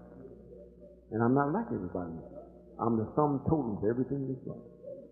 So this way, I don't have no problem of always staying on the course of right because I'm the one who said it. You can't give me no misery that's going to change my mind. You can't give me no happiness that's going to change my mind. You can't give me nothing but obedience. If you're submissive, then I give you. If you're not submissive, well then let Satan keep giving you. However, there's a time period. The time period placed on this, and I'm telling you as the supreme being. I'm telling you. I don't know how other than to tell you based on how you think. This is it. I'm here, and I didn't come here to have no Sunday picnic, and it's over with. No. I'm here for the black man and those that want to be with me. They've got a certain period of time to accept it. If they don't want it, well, then, hey, I got something for them. And I'm quite sure you can't get away from it. Matter of fact, they describe it, white folks describe it as this fire is hotter than brimstone. Matter of fact, it's 7 times hotter than the sun. 7 times hotter than the sun. Listen, that sounds good. I'm telling you because it's true. I'm the one that's bringing it up. Yes, to you. Yes, to you. I'm gonna let it burn more than 6 miles deep in the earth. Make sure everything that this man has put on this planet is in it. Make you in it. So don't let, like I said in the beginning, don't let your eyes fool you if you listen. It's what your ears hear. I won't continue looking this way. I could have easily went to the dentist and said, Mr. Benson, can you fix me up a plate? He would say, well, you got insurance? Well, no, but I'll tell you what you have. He would sit down for and before I left the chair, he would fix me. But I don't want nothing to fall. I might sit around and bite my tongue. I do it sometimes. I leave a little bit deep. I got that. What I do with it is false. And then if I'm talking to you through false teeth, there's always something that ain't right. To you, oh, he looks good. But in my mind, it ain't right. And if I get too comfortable with false teeth, then I might abandon the idea of growing something back. Because I'm going to do it. Just to show you that I can do it. And that it can be done. No problem. You don't see me trying to hide it. You don't see me running from it. You don't see me looking and say, whoop, they're laughing. You may laugh now. But I shall be the one laughing in the end. And my laughter shall be for a week. So there's no, you have to, don't take anything for granted. Don't take anything for granted. This is what, this disguise that I'm in allows me to come among you. Like it reads, a thief in the night. I got your heart before you know it. Like if you come with all those flowery words, and I don't talk about white folks the way everybody else is. I don't present no war as though we're at war with white folks. Because we're not. They're not in the equation anymore. They're out of it. However, Satan is. And as long as you have not known what I'm sharing with you, there's no way for you to defeat it. It's impossible. I don't care how much you pray, 5 times a day. If you just pray all day, you still got it. If that wasn't the case, there would be no need for me to show up. Period. I couldn't justify myself for being here. However, there's a problem that no man can solve, especially the woman. Can't solve. So I'm here to solve it. I didn't come here to say it. Simply that. So I hope that answers the question. And don't let what's being sticky in your head make you feel offensive or disbelief. Just think that you heard something you haven't heard before. You heard somebody that you haven't seen before. However, if I'm about doing what I said, it's someone that you should be interested in. Because I'm about the light in my feet. I want you to die. I never showed up. Matter of fact, the scientist told me, hey, you gonna be with them? Yeah. Kill all of them. I'm saying this with the scientists. Kill all of you all. Kill them. You know how they see you? They see you as an infestation of sin, coupled with the devil. Someone that expresses satanic things continuously, that will not and cannot understand the rhythm of truth. So they don't see no need for it. It's like having a bad batch of seed that you plant it in the ground, it's not going to grow. So they use it for firewood. Or grind it up as some kind of filler for your seed. You eat that way. But before they're growing something, that's how they see it. And in fact, that's where you are. If you come with me, I'll change all that. That's it. If you're not going to be with me, turn for the spot. And that's for me. I'm not saying it because I'm smart, bragging and whatnot. I'm saying it because it is true. I can't say it's true. I can't help it. I can't help being God because I am God. I can't help it. So is there some other kind of way I should explain it? Should I have a halo around me? It's there. You can't see it. Some people do. That's it. You can't feel my presence? I'll tell you what. When I leave, you can feel it. You'll know something else. And no man, are y'all listening? And this is for all the sisters, not just this sister, but all of y'all. You're not going to find no man that speaks what I speak, and the whole body speaks it. You don't see no fear here. And you don't see I'm speaking something that I read. This is not rehearsed. I am what I'm speaking. I'm just speaking to you now. I got a system set up for you to operate with and participate in to ensure your own life. That's why I can answer the sisters come up and say, well, what another better demons on? I know this. They know me. But they don't run this way. They run to you. To make sure you don't come with me.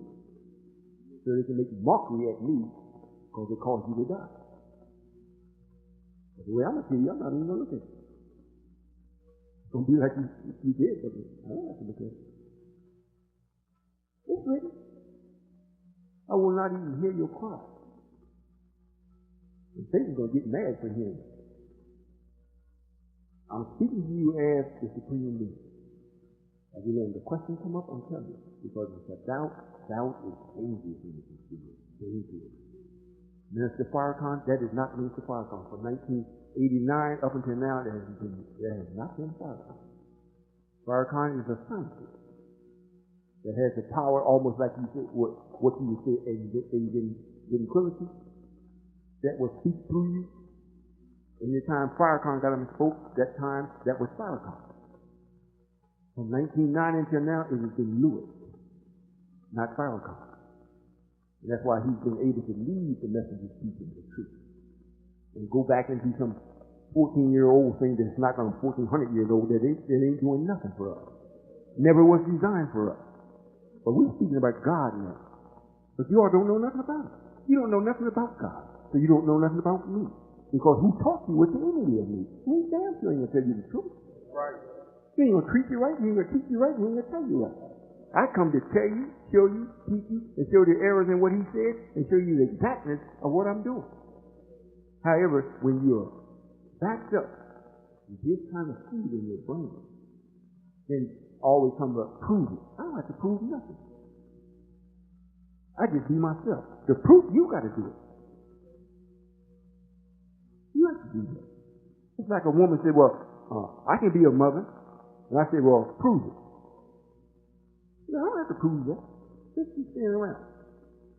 When she gets married, she ain't trying to prove it. She just gets pregnant. She has a child, then she becomes a mother. She didn't do it because she wanted to prove it. She did it because that's her. The idiot that's looking on and wanted her to prove it, then what are you going to say? He sure ain't say I was wrong because he didn't want to never be wrong.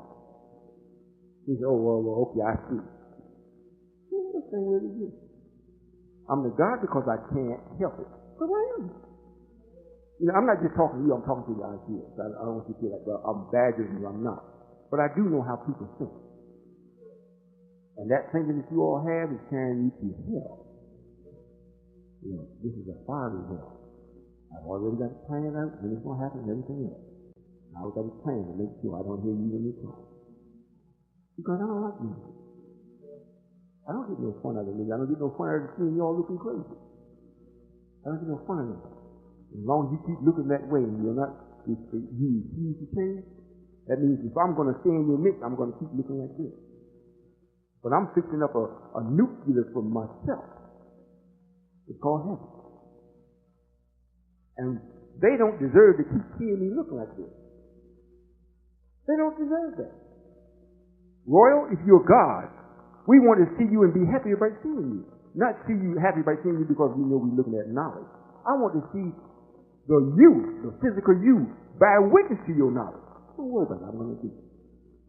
And when it gets to be that time, when I have served the time with you all, you don't want it no more, and the time is up, you're not going to see me no more. I'm going to be with my people. And then if you do make it up to see me, you're going to say, that can't be the same man. I have mind over matter. This is matter. Inside what you don't see, what's motivating the tongue to speak to you is the mind. You should try being God one day, especially to your people. You say like the scientists, kill all of them rascals. The most hard-headed people in the world and don't want to listen to nothing that makes sense that's in your favor. Sisters, don't take nobody else as God. Period. You can take your man as being your God, but he's not the God. You understand? The God you are looking at. Those of you that seeing this on tape and whatnot, you're looking at the God. And I am that, so I do have a limit to my patience. I really got it time. If you put the cake in the oven, put it on 300 degrees, wherever it is, put the timer on. You say, ding! It's all over with. Unless you want a burnt cake. And that's what's going to happen to some of y'all. When the bell goes off, then you don't come. You're going to be some crispy critters. As simple as that. You might say, well, God don't talk like that. I'm talking like it. Don't ever say what God is and what he is. Don't say that. Because you've been with him so long, you don't know it. You don't know me. I got to tell you how to know me. You don't know me. And the way I'm telling you is not like, well, you better do this because I said it. I don't teach that way. I teach from the nature that's inside of you. You got a rhythm inside of you that the way you see it is made. I teach you that. And that is what tells you yes and no. Not me. You got it? And this is why if you're not with me, you don't know. So white folks don't come and hear me. Because they already know. And they know they're not going to change. They wait till you get to a certain degree in developing things, then they come and add what they want to add if they want to add something. But they know their destination is hell. They already know that. Poor dumb black man, he don't think so. Everybody's equal. Oh, really? Oh, really? If you're equal, why is it then that there is a black man, brown man, yellow man, red man, white man? Why is that? God just want to make some different colors?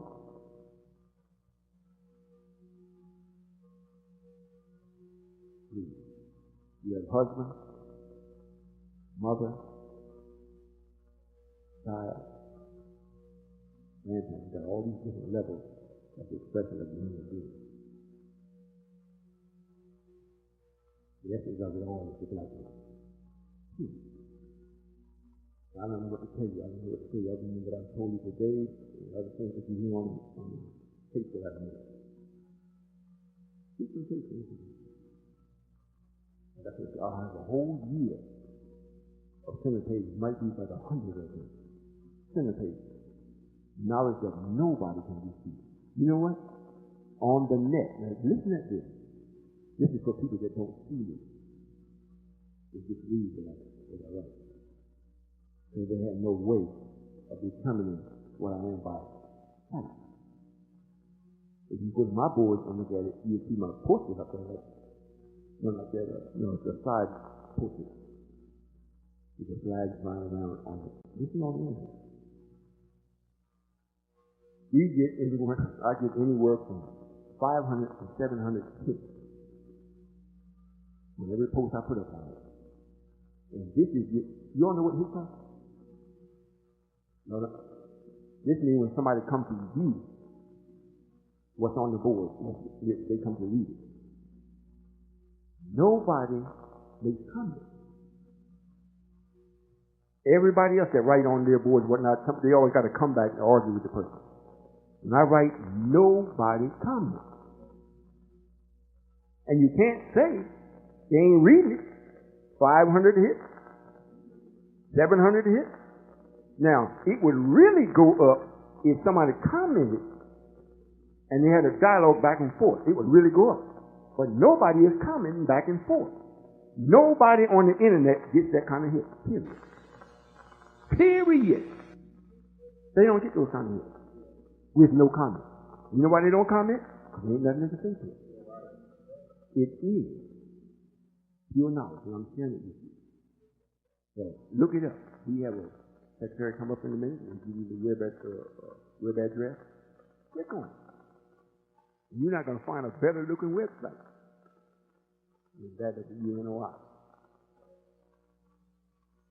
I'm your man. I'm not Santa Claus. Santa Claus try to be like me, but I'm the real man. Is that it? Word of caution. Don't fool yourself. Does that have to be explained? Don't fool yourself. You want to know whether I'm genuine or not? Check me out and compare. I bet I add up to be just as good as you.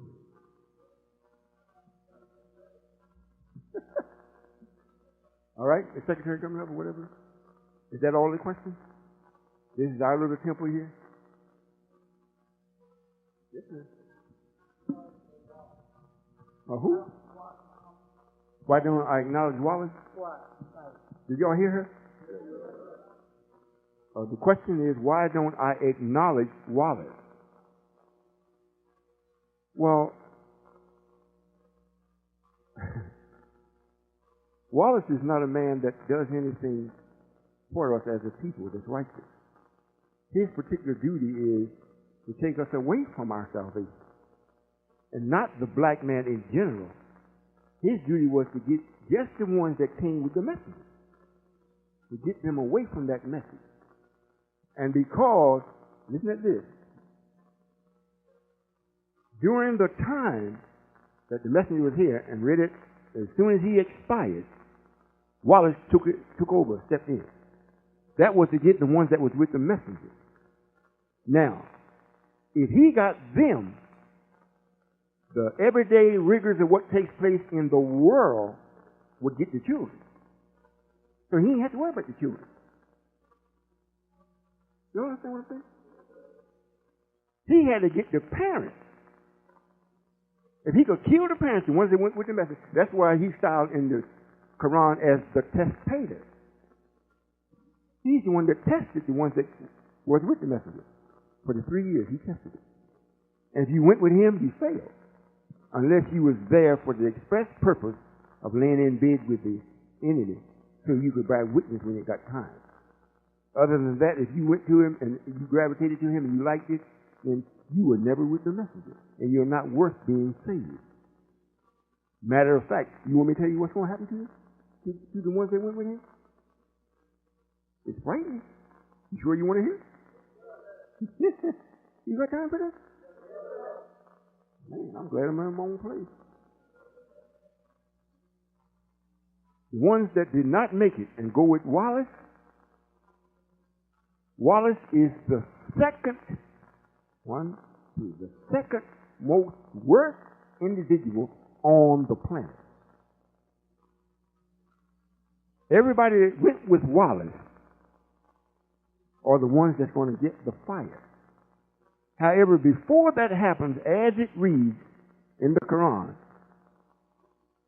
touch him not. We was asking Aaron, well, why did you do this to our people? He said, well, they made me do it. They made me do this. Then he asked, what is Samaria? He turned to Samaria and said, and what was your case? Which is Wallace. And what was your case? And he said, well, I just did what my soul suggested for me to do. I took a few things from the footprints of the apostles and threw it in. That's what happened. It came with me. And for that, it's going to be just the way it is written. Most people think the scenario is touch him not. No. It means touch him and everybody that went with him. Do not touch them. You might say, well, that ain't a bad thing, but this is what it means. Nobody will accept you. This war that's coming up now, that's leading into the final war, they're going to be so lonely. They're going to go to Mr. Bobo, the white man. Oh, look, I'll enlist, I'll go. And he can say, nope, we don't want you. We can't use you. You see? Then, the real devil himself, Satan himself, is going to take an offer from the white folks. Are you listening? All of the ones that's with Wallace and some other ones is going to be hunted like you hunt an animal. This is God speaking and telling you what's going to happen. And Satan and his men is going to take up the offer. For every head, they're going to get so much. They're going to be bounty hunters for those that's with Wallace. And they're going to kill you. And the ones that they don't kill, I'm putting in the fire. This ain't something we're talking about going to happen in another 100 years. We're talking about this is right on the brink. I'm putting in the fire. They're going to burn. And Wallace himself, which I said to him, saying it now, which he might be looking at it, I'm saying it, I hope it's reminding him. It reads in the Quran, those die-hard hypocrites and whatnot, the real nasty ones. All that crap he said about his father and then took his father's believers and went on off with it and whatnot and did all that dirty stuff with them. Took the books and burned them, had a bonfire. Well, we got a fire for him. And the Quran reads, that kind of person is going to be in the deepest part of the fire. Deepest part. So he shall burn first and longer. That's what's going to happen with Wallace and his followers. You might say, well, that's a mean God. No, it's not mean. We gave you all the opportunity in the world to accept the truth. You chose not to, plus then you went and made sure those that wanted to, you stopped them. Mark my words, in a few days, Raymond Churi, the lawman of the Nation of Islam,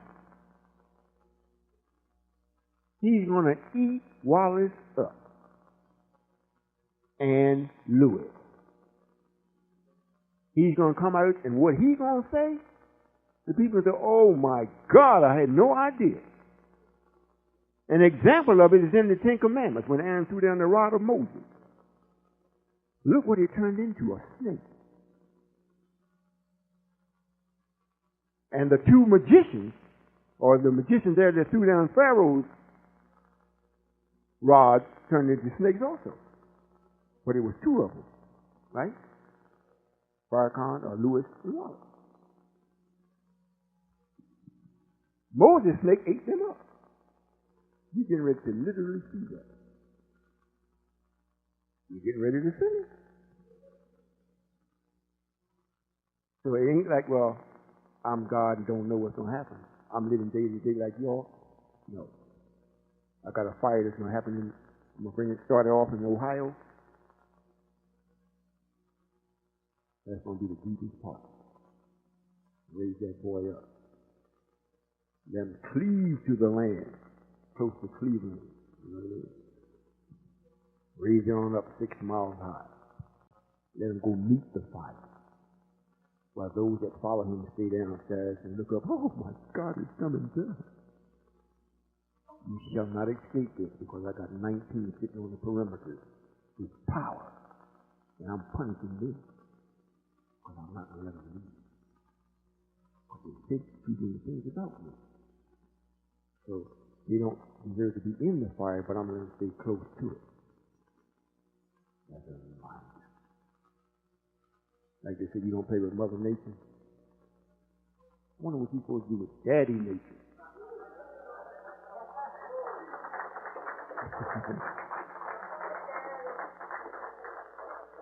And this is for real, all of it. All of it. That answer your question? Thank you. That's quite a bit more can be said about it. However, Wallace did his job. And when he came in telling everybody, I got a job to do and it's not good. I come to separate mothers from daughters, husbands from wives, children from their families. Who remembers this? Remember he saying that? He said it. And he did it. But all of that, Farrakhan, Wallace, the messengers, all of them, not one said that they are Allah. They all said, talked about Allah until I arrived. Now they won't even call my name. I'm building a nation. Farrakhan was jiving about a nation. He won't even call my name. Will not even say Solomon. Not publicly. Won't call it. And I'm doing 10 times as much as him. With 10 times plus 10 times less the number of what he got to work with. Remember, they feared because of it. It's written. It's no secret. You just got to understand. They feared because of me. They didn't fear me, but they feared because of me. If they feared me, they just come and kill me. They fear. However, because of me, what I'm doing, they can't kill that. That is slow walking them down. And it reads, since that was the case, each man got up and went his own way. I guess where his own way was. You know, such thing as his own way. Either with me or with that other fellow. And my very purpose for being here is to get rid of that other fellow. Satan. That's in you. You can't get him out without me. And then you can recognize he's there. He's a permanent hope. Can't get rid of it. Anything else? I ain't care about this.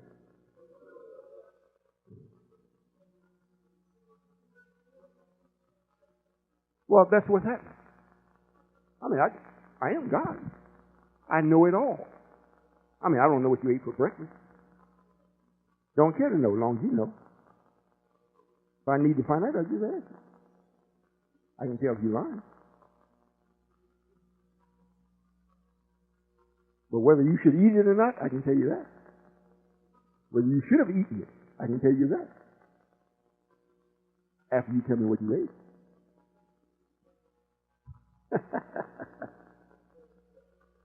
How sweet it is. Anything else?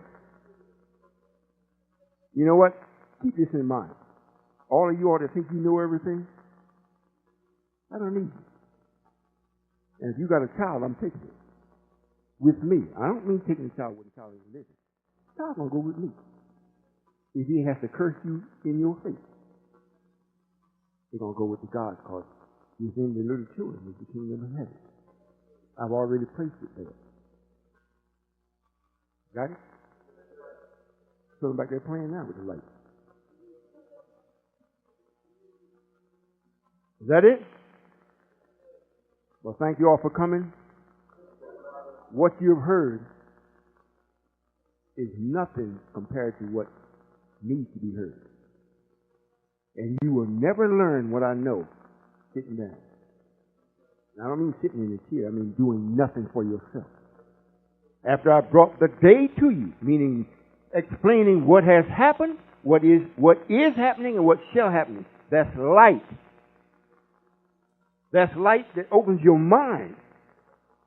And it calls you to recognize and properly identify what your eyes are seeing. And you reject it, that severs the relationship between you and I. Remember that. You got a secretary coming up or somebody coming up? Yes, ma'am. Come on up. Right before you, the secretary, she's going to ask you for some money. If she don't, I'm asking. We need to support what's going on right in heaven for you. And you might say, well, what's going to happen here in New Haven? Whatever you permit. You know, if you give $2, maybe we have a candy store or candy booth. You know, if you give, then I'll give back to you. Or if you don't give and I'm constantly giving you, then I'm the fool. I'm giving you the opportunity. That's what I give people, opportunity. You want to hit the number? Those of you that's not with me, you go to hit the number, go down there and say, well, look, in the name of Royall. If you plan to keep all of it, you ain't going to hit.